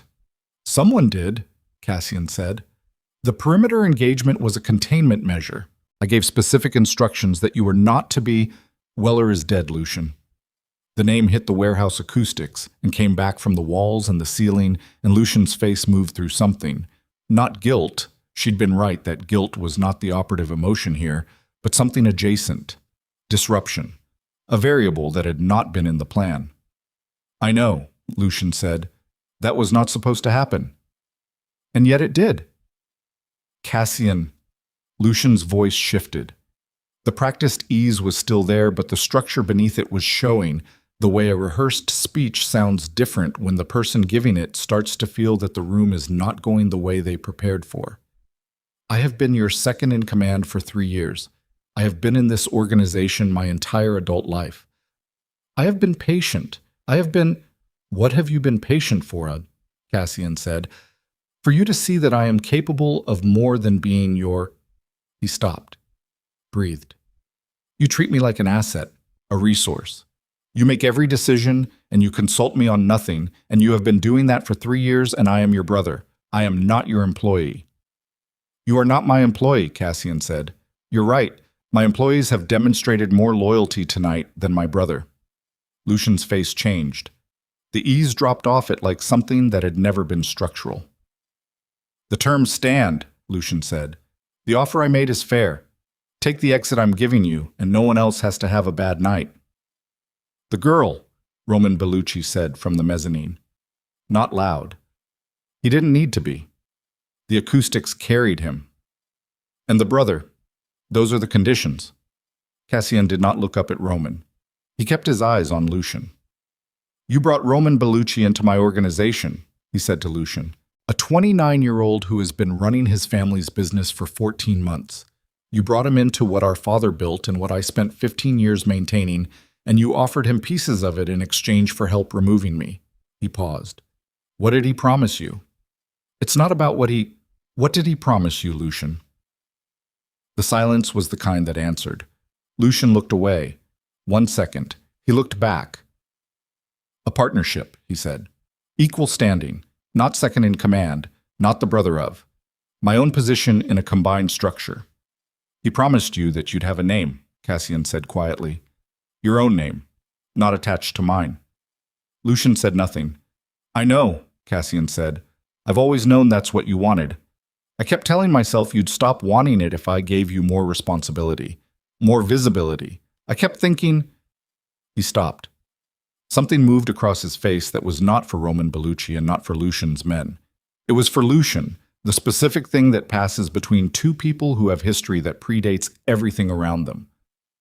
I thought I had more time to fix it. Lucian's jaw was working. Give me the boy, Cassian said. End this tonight. Walk away with Bellucci and build whatever you're going to build. I won't come after you. You know I mean that.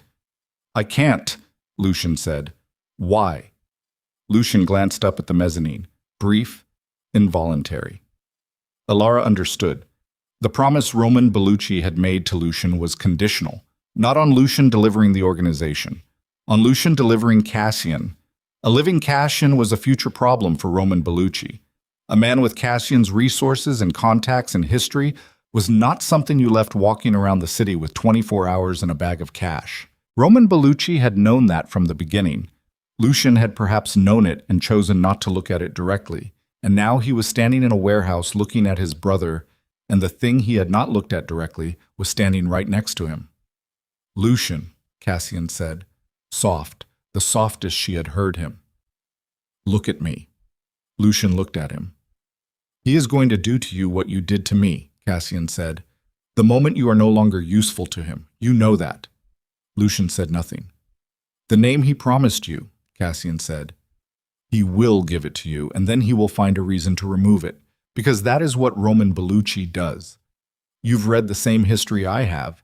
You know what happened to the people who allied with his family and outlived their function. You know. Something was happening in Lucian's face. The architecture of a decision under enormous pressure. The specific micro-collapse of a man feeling the ground shift. Roman Bellucci moved on the mezzanine. He said something to the man beside him, and the man started toward the mezzanine stairs, and Elara tracked him in her peripheral vision and understood that the window for the conversation was closing, and whatever was going to happen next was not going to be Lucian making a decision at his own pace. She pressed her back against the shelving and looked at her phone. One text from Sorrel. Outside East Wall, sent 4 minutes ago. She typed back. Mezzanine, Bellucci, now. She hit send. 12 seconds. Then from the east wall of the warehouse, at the mezzanine level, a door she hadn't seen opened and Sorrel came through it moving fast for a man his age, and the man descending the mezzanine stairs saw him and stopped, and the warehouse erupted. Not gunfire, not immediately. The eruption of a space where everyone in it has just recalculated simultaneously. Bodies moving, positions shifting, the specific controlled chaos of men trained for this kind of reorientation. Cassian moved. She tracked him from her position. He went left, toward Lucian, and what he did next was not what she expected. He did not go at Lucian. He stepped between Lucian and the thick-necked man flanking Lucian's left, and the thick-necked man swung, and Cassian caught the swing and redirected it with the economy of a man who had been doing this since before redirecting things was a choice rather than a necessity, and the follow-through put the thick-necked man on the floor. The wound. She watched his face, the compression around the eyes, the set of the jaw, the specific whitening at the mouth corners that said the movement had cost him. He was still moving. The two other men flanking Lucian scattered, one toward Sorrel's position, one toward the far wall, and from the far wall she heard a second door open and Darrow's voice, and she thought Sorrel had brought him back from the hospital run, and she thought she had not given Sorrel enough credit for understanding how this night was going to develop. Roman Bellucci was still on the mezzanine. He had not moved. He was watching the floor below him with the expression of a man who is watching his investment perform in a way that is not what the prospectus described. And she could see him making the calculation, and she could see the calculation coming out in a way that was going to produce an action that ended this night in the worst possible direction. She looked at the mezzanine stairs, open, metal, running along the east wall, 20 feet from her position. Sorrel was engaging the man who had come down, which meant the stairs were clear. She was a nurse. She was not a person who ran toward mezzanines in warehouses. She had never in her life been a person who did that. She ran. The stairs were metal, and they rang under her feet, and she made no attempt at silence because silence was no longer the operative strategy. She went up them fast with her kit banging against her hip, and she was at the top before Roman Bellucci had fully processed that someone was coming up behind him. He turned. She was 31 years old. She had 130 pounds on a frame that had not slept in 30 hours and was running on adrenaline and the specific fuel of someone who had decided there were no remaining options that didn't require moving forward. She held up her hands. Empty. "I'm a nurse," she said. Her voice was steady, the one thing she had control of. "I'm not armed. I need you to look at what's happening on that floor." He looked at her. His face was calculating. She was not what he had prepared for, which was, at this particular moment, the only advantage she had. "Your deal is already gone," she said. "Lucian is not going to deliver what you need. Whatever he told you Cassian is still standing right now on that floor, and your men are not." She kept her hands up, kept her voice clinical, kept her eyes on his face. "You can end this tonight. Take the loss. Walk out. Or you can do what you're about to do and start a war with a man who has been fighting this war since before you were running anything, and he will fight it better than you, and the cost will be everything you are trying to protect." Roman Bellucci looked at her. He looked down at the floor. Cassian was standing. Lucian was standing. The thick-necked man was not. Darrow had the second flanking man against the far wall. Sorrel had the stairway man down. The warehouse was breathing hard and still. Roman Bellucci looked at Elara. "Who are you?" he said. "The nurse," she said. "That's all." He looked at her for 3 more seconds. Then he looked back at the floor. Then he made a sound that was not quite a laugh and not quite a concession, but was somewhere between them, reached into his jacket, and she went rigid. But he produced a phone, not a weapon, and he pressed a button and said 3 words into it she didn't catch. And from somewhere outside the building she heard, through the walls, the sound of engines. His people. Pulling back. He put the phone away. He looked at her one more time. "Tell Morello it's a draw," he said. "Tell him yourself," she said. He walked to the far end of the mezzanine, where there was a door she hadn't seen, and he went through it, and she heard his steps on an exterior staircase descending, and then nothing. She stood on the mezzanine and breathed. Then she went back down the stairs and across the warehouse floor, and she reached Cassian at the same moment. Her legs made the decision that they had done what was required, and were now going to require something in return, and she put her hand on his arm more for herself than for him, and he looked down at it and then up at her. His side was bleeding through the dressing. She could see it. "You need to sit down," she said. "Elara." "Where is Adrian?" she said. Lucian was standing 5 feet away. He was looking at Cassian with the expression of a man who has run a very long race and arrived somewhere he did not fully plan for. The thing he wanted, the acknowledgement, the recognition, was in the room, and it had cost him everything to get it there, and he was standing in the reality of that cost, and it was visibly not what he had projected. The address, Cassian said to Lucian. Lucian said it. An address in a neighborhood 20 minutes north. He said it without qualifier or condition, and she heard in the way he said it the specific deflation of a man who has made his last calculation and found it doesn't balance. Cassian looked at him for a long time. "Go," Cassian said. "Not with Bellucci. Away from him. As far as you can get and still be somewhere I can find you when I decide what comes next." He paused. "Because I haven't decided yet. And until I have, you need to not be somewhere I can reach you." Lucian looked at his brother. Something passed across his face that had no practiced quality to it at all. Raw, unmanaged, the expression of a man looking at the thing he has destroyed from the inside of the destruction. He left. Sorrel and Darrow moved the men on the floor to positions against the wall, not roughly, not gently, with the professional efficiency of people who had been through the aftermath of rooms like this before. The warehouse was very quiet. Elara turned to Cassian. She put both hands on his sides, carefully, and looked at the wound site. The dressing was saturated. In the work light, she could see the specific color and spread that told her the exertion had opened the channel further. "I need to repack this," she said. "Right now. Can you sit?" He sat on a crate. She opened her kit. Her hands were not shaking. They never shook. That was the one reliable thing, the one constant. And she worked with the concentration of someone who had learned a long time ago that the person in front of you was the person in front of you, and everything else waited. "Adrian's address," she said while she worked.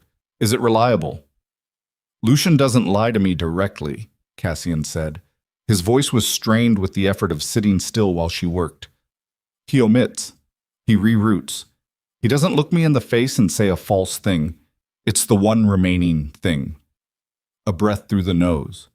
"It's the one remaining thing." She packed the wound. She applied pressure. She looked at him. His face in the work light was the face of a man who had just done something irreversible and was sitting in the first moments of understanding what irreversible felt like from the inside. Not catastrophic, not broken, just permanently different from what came before. The way a bone that has been properly set is different from the bone before the break, and also stronger in the break line if it heals correctly. "We go get Adrian," she said. "Yes." And then he looked at her with those eyes that had stopped being flat, that had been stripped of their flatness sometime in the last 4 hours, and had not put it back on. And what was underneath was not softness, and was not weakness, and was not any of the things that flatness had been protecting against. It was something much harder to manage than any of those things. And then, he said, "I have to rebuild what tonight cost me." She looked at him. "How much of it can be rebuilt?" "The roots. The structure. The legitimate companies." He paused. "Most of it." "I'm not asking about the organization," she said. He looked at her for a long moment, and he said nothing, because there was no clean answer, and she understood that. And she stood up and shouldered her kit and looked at Sorrel across the warehouse floor. "We have an address," she said. Sorrel nodded. He understood.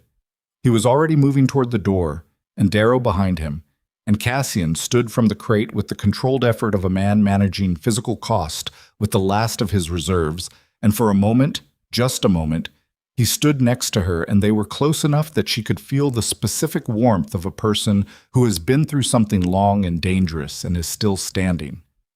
She moved first. Outside, the sky had gone from the early blue of pre-dawn to the first thin gray of actual morning, and the city around the warehouse was beginning its first peripheral sounds. A truck somewhere, traffic beginning on a distant road, the specific sonic texture of a place waking up to a day it didn't know had been anything other than ordinary. They walked to the car. She was reaching for the door handle when Cassian said, behind her, quietly. So quietly she almost didn't catch it over the sound of the morning beginning around them. "Elara." She turned. He was looking at her, not the reading look. Something more direct than that, something that came from behind the look rather than through it. "What you did in there," he said. "On the mezzanine." "I made a clinical assessment," she said, "about what would happen to my patient if Roman Bellucci—" "Elara," he said. She stopped. He looked at her. No management, no containment. The man behind the legend, the person she had been watching, emerged through 4 days of pressure and betrayal, and the slow removal of every structure he had built to keep that person from being visible, standing in the early morning light of a city that was waking up without knowing what had happened inside it. "Thank you," he said. She held his gaze. The morning was cold and the city was starting, and somewhere 20 minutes north, Adrian Voss was asleep in a room with an address that Lucian Morello had given to his brother without lying. And everything that had happened in the last 14 hours was sitting in the air between her and this man like the aftermath of weather. Not the storm itself anymore, but the particular charged stillness that follows when everything that was going to come down has come down, and the sky is still deciding what it's going to do next. She got in the car. The address Lucian had given them was a residential building on the north side, not a facility in the clinical sense, not the kind of place with intake paperwork and staff rotations, but a private apartment on the 3rd floor of a building that had been acquired for exactly this kind of purpose, the kind of purpose that required discretion more than infrastructure. Sorrel knew the building. He had not said so when Lucian gave the address, but Elara had watched his face in the moment of receiving it and seen the micro-recognition that preceded the careful neutrality he put on top of it. She did not ask him about it in the car. There were things in this world that she was learning to hold without requiring immediate explanation, and Sorrel's knowledge of buildings he wasn't supposed to know was one of them.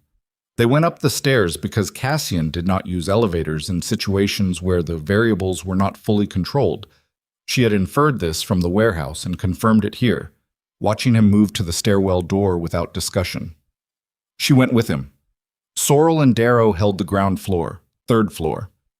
The corridor smelled like industrial carpet cleaner and the specific staleness of a building that was kept clean without being lived in. 4 doors. The second on the left had a light coming under it. Thin, the quality of a lamp rather than overhead light, which meant someone inside was awake or had been left with a lamp on. Cassian stopped at the door. He tried the handle. Locked. He looked at her once, and the look said what it needed to say without words. Stay back, stay clear, I don't know what's on the other side of this. And she held her position 3 steps back and watched him take a key from his jacket pocket. She looked at him. Lucian would have given me the key if I'd asked, he said quietly. I didn't ask, but Lucian has been using properties I hold the master access to for 8 months, and he knows I know that, and he gave the address without condition, which means the door is either open or accessible by the master. He tried the key. The lock turned. He pushed the door open and went in ahead of her, and she followed 2 seconds behind. The apartment was small and deliberately neutral, the furniture of a place that is meant to be temporary, functional without being personal. A couch, a table, a lamp on the floor beside the couch because there was no side table. On the couch, under a blanket that was too thin for the temperature of the room, was Elara Voss. He was asleep. She could tell from the doorway that it was medication sleep rather than natural sleep, the specific quality of stillness, the slightly open mouth, the way his hands were positioned without the micro-adjustments of a sleeping body that is still in some relationship with consciousness. Whatever the facility had had him on, it was still in his system. He was alive. He was breathing. His color was acceptable. She crossed the room and put 2 fingers to his neck and found the pulse and counted it. 72 beats per minute, regular, full. She checked his pupils with her phone light, equal, reactive, slower to respond than they should be, but within the range of sedative effect rather than sedative overdose. She sat back on her heels on the floor beside the couch and looked at her brother's face. 23 years old. He had the look of someone who had been sleeping in a strange place, not quite comfortable, the body doing what it needed to do without fully settling. He had a bruise on his right forearm that she hadn't seen before, a pressure bruise, the kind you got from a hand gripping rather than an impact. Whoever had collected him from the facility had not been rough, exactly. Firm. She put her hand over the bruise, covering it, and held it there. Cassian stood at the edge of the room. He was looking at her, not at Adrian, and when she looked up at him, his expression had the quality she had seen in the warehouse, the unmanaged thing, the person underneath, but quieter now. Exhaustion was doing what nothing else had managed to do, which was reduce him to something close to human scale. He's stable, she said. The sedative will clear in a few hours. He needs water when he wakes up, food if he can tolerate it. He's going to have a headache, she paused. He's going to have a lot of questions. Yes, Cassian said. I'm going to have to answer some of them. Yes. She looked at her brother again. How much do I tell him? Cassian was quiet for a moment. That's not my decision to make, he said. He's your brother. What you tell him about the last 18 days is yours. She noticed he had said 18 days, not 18 months. The contract. It had been 18 days since she'd signed the preliminary agreement in her hallway. The formal contract, 18 months, had been executed 2 days later, witnessed by Cassian's attorney in a room she now understood was in the off-limits East Wing. She had not thought about the contract in a direct way since the lights went out on the estate grounds. It was strange to hear it implied in different arithmetic. She stood up. We can't move him tonight, she said. He needs to sleep this off in a stable environment. Moving him in this state, into a car, into a new location, is a clinical risk. We stay, Cassian said. Simple. She looked at him. His jacket was dark on the right side where the wound had bled through the second dressing. He was standing in a way that distributed weight slightly off-center. She caught it because she watched bodies for a living, the way a musician catches a wrong note in ambient noise. Sit down, she said. I'm Cassian. Sit down. He sat. Not on the couch. Adrian was on the couch. But on the floor, back against the wall, in the particular way of a man who was not choosing the floor so much as arriving at it because it was there, and his body had made a decision his pride hadn't fully authorized. She knelt beside him and opened her kit. The wound was worse than the second dressing had suggested in the warehouse. The exertion and the time had done what exertion and time did to a wound that needed proper closure. She worked in the thin lamplight with the focused precision that had carried her through 14 years of shifts, and he sat very still and breathed through his nose with the controlled regularity of a man who had learned to use breath as a tool. This needs sutures, she said. I don't have the materials here for a full closure, but I can approximate it and it will hold until we can get somewhere with a proper setup. The estate. The estate is compromised. It's a scene. It needs to be secured and assessed before it's a clinical environment again. She looked at him. Is there somewhere else? There's a secondary property, he said. 40 minutes north. Sorrel has access. That's where we take Adrian when he wakes. He nodded. She worked. The approximation was not elegant, but it was effective. And when she finished, she pressed a clean dressing over it, and his breath came out in a single controlled release that told her the pressure had been significant, and he had been managing it for longer than he should have without saying so. Cassian, she said. He looked at her. His eyes were tired in a way that went deeper than the night. When I was 17, she said, and she did not know why she was telling him this, except that the room was quiet and her brother was asleep, and the night had reached the part of itself where the things you'd been holding finally needed somewhere to go. My mother was sick. Not the kind of sick that has a clean narrative, the kind that took a long time and cost a lot and left nothing at the end that looked like what was there at the beginning. She pressed the last piece of tape down. Adrian was 11. He didn't know how to be in the situation, so he left. Not physically at first. He just went away inside himself, stopped coming home after school, started finding reasons to not be where the hard thing was. She sat back. I was angry at him for a long time, she said. And then I understood that he was 11 years old and nobody had taught him how to be present in something terrible. And some people never learn it.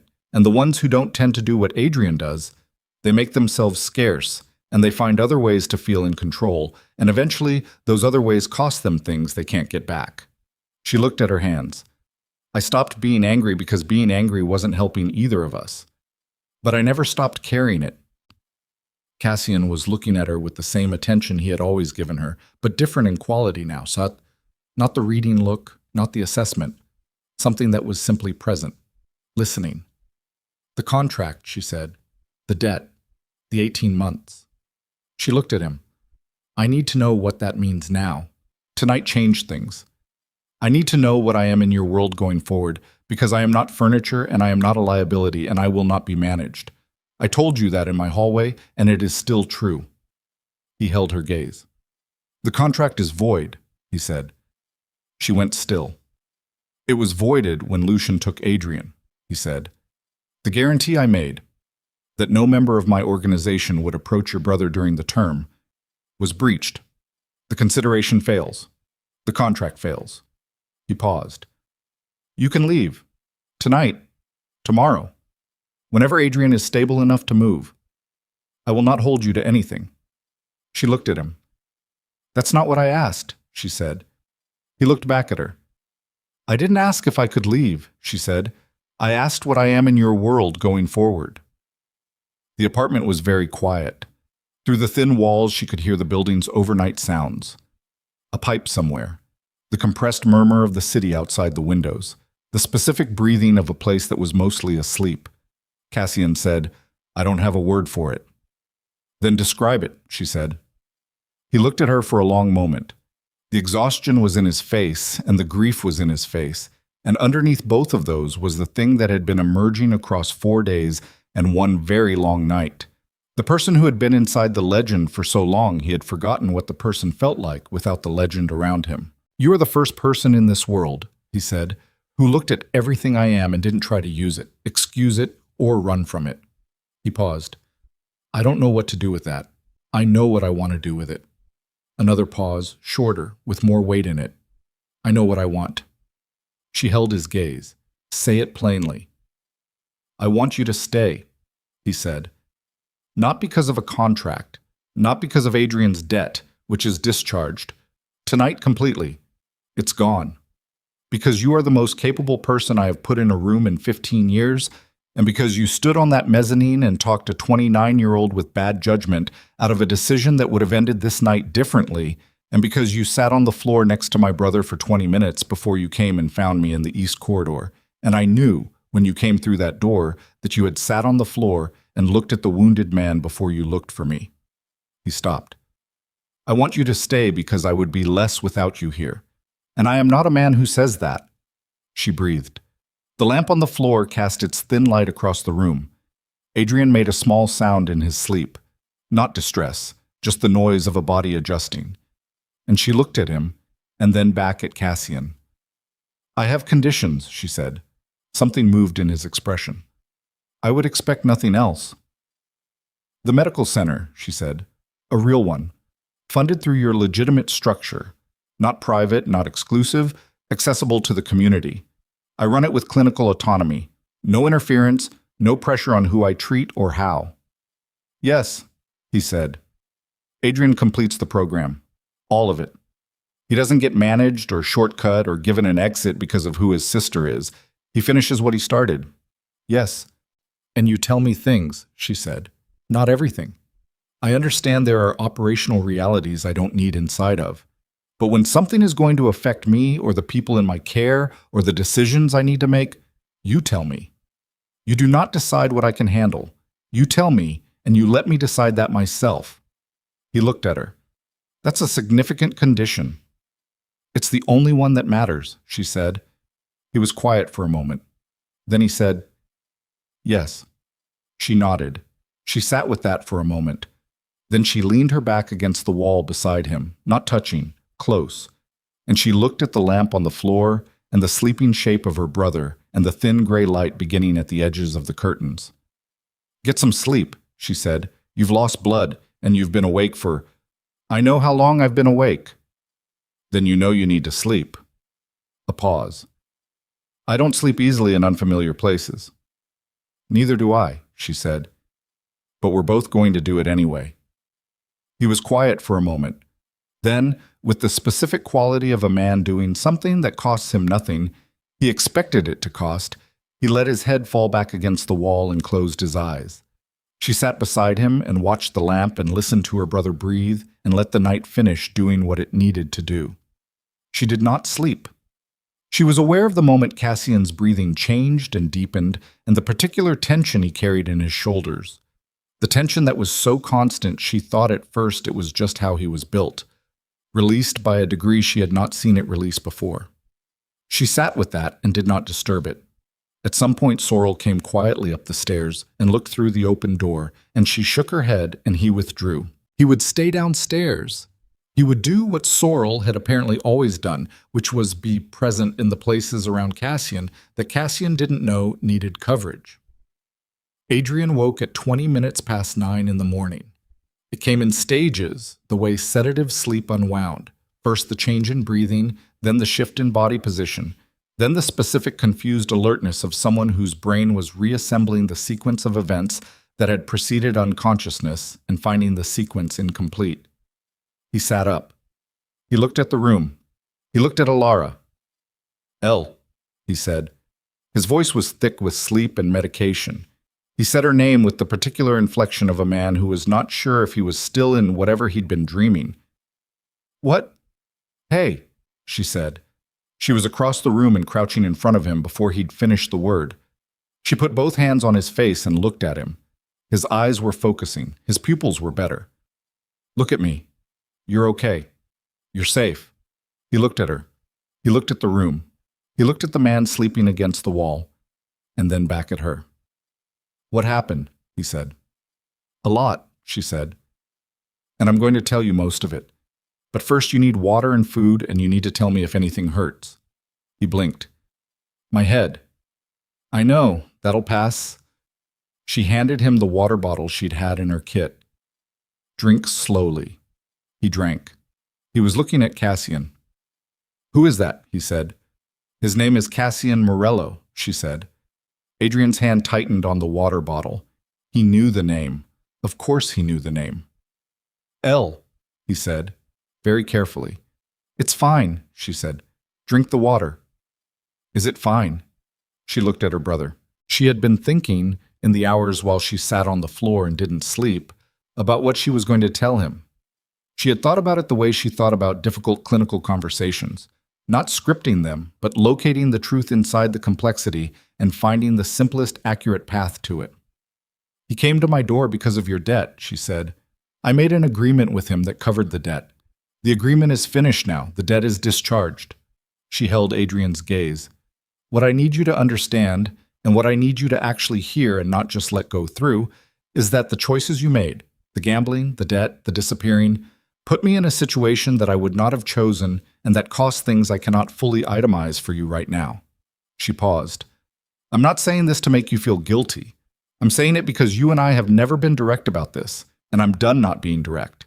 It happened. I handled it. But I need you to know it happened. Adrian looked at her.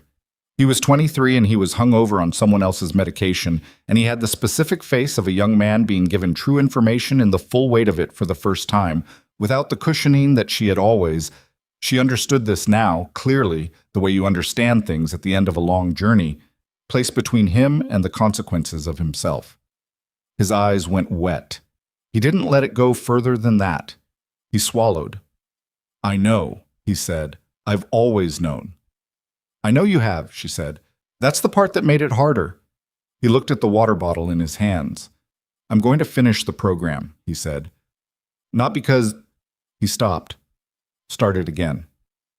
I was already going to, before all this. I was actually... I was doing okay in there. I don't know if that matters right now. It matters, she said. He looked at her. Are you okay? He said. Like, actually. She thought about that. The warehouse and the mezzanine and the floor of an apartment and the hours before that, and the hallway and the knock at 12:47 a.m., and the 14 hours that preceded it, and all the years before that in which she had been so busy keeping everyone else upright that she had forgotten to ask herself the same question. Not entirely, she said, but I'm getting there. He nodded. He reached out and put his arm around her clumsily, the way he had since he was a child. Always slightly off in timing, always trying, always meaning it. She let him. When she looked up, Cassian was awake. He was watching them from the wall with the expression of a man who was in the presence of something he recognized as valuable in the specific way that things are valuable when you understand what their absence costs. He looked away when she met his eyes.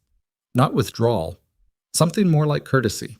The secondary property was 40 minutes north, as Cassian had said, and it was large in the way the estate was large. Old stone, managed grounds, the kind of structural solidity that said it had been built to last by people who believed the future was worth building for. Sorrel knew the caretaker. The caretaker, an older woman who asked no questions, had rooms ready within an hour. The clinical setup here was less comprehensive than the estate's medical room, but sufficient for what Elara needed. She properly sutured Cassian's wound in a room on the ground floor with Darrow holding a light and not saying anything, which was, she had come to understand, Darrow's primary mode of support and was more useful than most people's words. Cassian did not make a sound through the suturing. She used local anesthetic, but the injection itself was not nothing, and the work after was not nothing, and he sat on the edge of the examination table and looked at the middle distance and breathed with that controlled regularity that was, she understood now, not the absence of pain but the management of it. Done, she said. She pressed the final dressing into place. You will not do anything that pulls this for 4 days. I'm not asking. 4 days is non-negotiable, she said. He looked at her. You're going to keep doing that. Yes, she said. I told you I would. Something in his face settled. Not resolution, something quieter than resolution. The specific quality of a person who has been arguing with a fact for a long time and has finally stopped. In the days that followed, the shape of what had happened became clear, in the way that shapes always become clear when you stop being inside the event and can look at it from the adjacent position. Ren was gone, the younger man with him. Cassian made no move to find them, which surprised her until she understood that the decision not to pursue was itself a form of pursuit. It sent a message to everyone remaining that Cassian Morello knew who had chosen wrong and had chosen not to spend resources on them, which was its own kind of power. Roman Bellucci went quiet. Not gone. The Bellucci family did not go quiet in the permanent sense, but receded. The draw he had named on the mezzanine was apparently real, which told her that Roman Bellucci was underneath the performance of 29-year-old confidence, a practical man who understood that a draw on these terms was survivable in ways that escalation was not. She filed that away. Lucian was in a city she did not know the name of. Cassian knew. She did not ask for the name, and he did not give it. Once, in the second week, she came into the study where he was working and found him with his phone face down on the desk and the expression he had when he'd been managing something internal for a while. And she did not say anything about it. She sat in the chair across from him and read the clinical journal she'd had forwarded, and he worked. And after an hour he said quietly, without preamble, "He sent a message. He says he's settled." She looked up. "Do you believe him?" "I believe that right now he is," Cassian said. "That's enough for right now," she said. He looked at her. "He needs to answer for what happened to Weller eventually." "I know," she said. "But eventually is not tonight." He looked at the phone on the desk. "No," he said, "not tonight."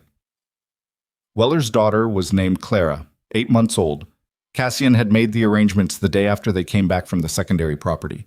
Not ostentatiously, not in the way of a man performing conscience, but with the specific systematic completeness of a man who understood that the debt was real, and the payment needed to be real. A trust, funded fully, managed by a firm with no connection to his organization. An arrangement that would hold regardless of what happened to the organization. To him, to any of it. He told Elara about it matter-of-factly, as if reporting a logistical item. She had looked at him across the study for a moment, and then she had said, "What was his first name?" "Thomas," Cassian said. "Thomas Weller," she said. She let that sit. "Clara should know his name when she's old enough." "She will," he said. Price recovered.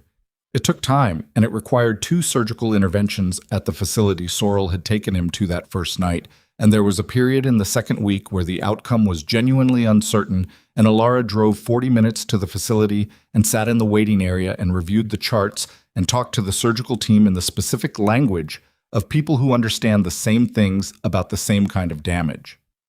When Price finally came through the second surgery and the outlook solidified toward likely recovery, she drove back to the secondary property and told Cassian, and he sat with that for a moment in silence, and then he said, "Good," in a voice that carried more weight than the word.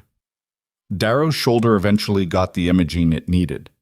Full tear, as she had assessed. The surgical consultation happened in the 4th week, managed through a physician who had a long-standing relationship with Cassian's legitimate medical infrastructure. Darrow came to her before the consultation and stood in the doorway of the room she had claimed as her working space and said, "You were right, from the first day." "I know," she said. He almost smiled, almost made it. "You always going to be like this?" he said. "Is that a problem?" she said. "No," he said. He considered. "It's just, nobody here talks to me like that." "Like what?" "Straight," he said. The same word he'd used in the very beginning, the day after she'd arrived, when she'd sent him away from the medical room and told him to come back at 2. He said it the same way. Not a complaint, something closer to a recognition. "Get used to it," she said. The medical center took shape over the following months. The location she chose was deliberate. A neighborhood on the south side that had been systematically underserved in the specific way that neighborhoods that don't have political weight tend to be underserved, where the nearest emergency department was 22 minutes away on a good day, and where the kinds of chronic conditions that responded to consistent primary care were everywhere and consistently untreated. She found the space herself. She designed the intake process herself. She hired the staff herself through a process that was entirely transparent and held up to the kind of scrutiny she insisted on because the legitimacy of the center was non-negotiable. And she told Cassian that in the same tone she used to tell him what he couldn't do with his wound. He had attended the opening not as its funder, but as the person who stood at the back of the room and watched and did not speak unless spoken to. And she had seen him from across the room during the small ceremony they'd held for the staff, standing near the door, in a suit that did not belong in that neighborhood. And not caring about that. Watching her, with the expression she had learned over months, was his version of something he didn't have another way to show. Adrian completed the program. She was there the day he came out, and she took him to breakfast at the kind of place they had gone to as children. Not expensive, just familiar. The kind of diner where the coffee came in ceramic mugs, and nobody pretended to be anything other than what they were. He sat across from her and he looked like himself. Not the self she had been managing around and accommodating for years, but the self that existed underneath all the choices, the one that was 23 and imperfect and genuinely trying. "I want to meet him," Adrian said. He meant Cassian. He had not yet met him properly, in the way that mattered, not as the man who had sent Sorrel to his door, not as the shape sleeping against a wall in an apartment he'd woken up confused in, but as the person who was present in his sister's life. "I know," she said. "Is that weird?" he said. "That I want to." "No," she said. "Are you?" He stopped. He was looking at her with the particular attention he deployed when he was attempting to be perceptive about her specifically, which he had always been less practiced at than she was about him, but which he was trying harder at lately. "Are you happy?" She thought about the question. She thought about what happy meant as a category for the life she was currently living, the medical center and the work, and the late evenings in the study across from Cassian, and the mornings in the kitchen of the secondary property where they had stayed while the estate was assessed and reorganized, and the conversation 2 weeks after the warehouse when she had told him that she was going to stop being careful around him, that she was going to stop managing the distance because managing the distance was costing her something she had not given him permission to cost her. He had looked at her when she said that with an expression she had not seen before and has not seen on anyone else, and he had said quietly, "I've been waiting for you to stop." "I think so," she told Adrian, "in the way that's real, not the easy version." He nodded. He looked at his coffee. "The easy version doesn't last anyway," he said. She looked at her brother. "No," she said, "it doesn't." Several months after the night the lights went out, Elara stood at the window of the estate. Repaired, reorganized, no longer a fortress, so much as a house where people who did difficult work lived, and looked out at the grounds in the early evening light. The grounds were the same. Iron gate, old stone, the managed precision of a place that had been kept by people who understood that maintenance was its own form of respect. But the perimeter felt different. She could not have said exactly what had changed in the physics of it, except that a place feels different when the people inside it are different. And the people inside this one were not who they had been on the night she had arrived with a duffel bag and the specific forward motion of someone who had run out of alternatives. She heard him before she saw him, his footsteps in the corridor, the particular pattern of them that she had learned the way you learn a piece of music until it stops requiring attention, until it becomes part of the ambient structure of the place you live. He came to stand beside her. They stood at the window together and looked at the evening coming down over the grounds. "Adrian called," he said. "He wants to come next week." "I know. I told him to." A pause. "You told him without asking me." "Yes," she said. He was quiet for a moment. "That's fine," he said. She looked at him. He was looking at the grounds, at the last light on the far tree line, with the expression that had replaced the flat reading thing. Not soft, not simple, something more honest than either of those. A man looking at the life he was currently in and recognizing it as his. "Cassian," she said. He looked at her. She had been thinking about what she wanted to say for several days. She was not a person who left things unsaid as a policy, but this particular thing had required the time, required the months of the medical center and Adrian's completion and Price's recovery, and Darrow's shoulder, and all the mornings in the kitchen, and the evenings in the study, and the night 3 weeks ago when he had knocked on her door and she had opened it, and the conversation they had had after. Quiet and honest and without performance on either side. "When I signed that paper in my hallway," she said, "I thought I was trading something. I thought the structure of it was, I give up this, I get that back, and then it's over and I go back to what I was." She held his gaze. "I didn't understand that you can't go back to what you were after. Something changes you. I'm not the person who signed that paper, and I'm not sorry about that. She paused because she was trying to be accurate. "I'm better than that person, in the ways that matter." He was looking at her the way he looked at her now, which was not the reading look and was not the assessment, and was not any of the managed versions. Simply looking. "You changed me," she said. "Not intentionally, not by being what I expected because you weren't, by being what you actually are, which is—" She stopped. "Harder and more honest and more costly than anything I expected. And I'm not saying this so you'll say something back. I'm saying it because you told me you wanted things said plainly, and I think you deserve to know that the person standing here chose this. Chose you. Without a contract and without a debt and without anything except the fact that this is where I want to be." The evening light was going orange at the edges of the tree line. Somewhere on the grounds, a door opened and closed. Sorrel or Darrow, making the rounds, the ordinary sound of a house conducting its evening. Cassian put his hand up and touched her face, briefly, with the specific economy of a man who did not make gestures without meaning them, and then his hand dropped and he turned back to the window.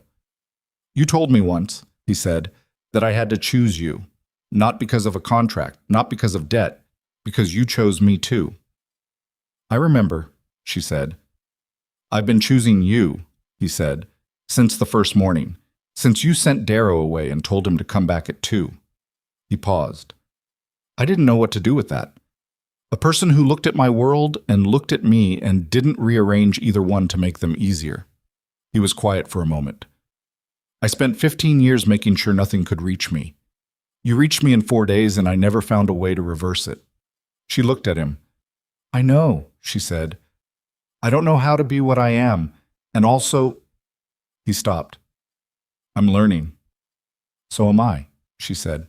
They stood at the window until the light finished going and the ground settled into the blue-gray of early dark, and the estate around them was quiet with the specific quiet of a place that had been through something and was still standing, and the city beyond the iron gates was doing what the city always did, moving and breathing and conducting itself without reference to what had happened inside these walls. She did not need the city to know. She did not need anything ratified by anything outside this room, this window, this man standing beside her who had spent 15 years building walls she had not tried to climb or break, who had simply stood at his own door and waited until he was willing to open it. He had opened it. She had walked in. Not because she had to, because some doors, when you have been standing outside of them long enough in the right kind of dark, feel less like an entrance and more like the place you are always going to end up. And the only thing left to do is step through and let the life on the other side be what it is. She stood beside Cassian Morello in the last of the evening light, and she breathed, and it was the easiest breath she had taken in a very long time.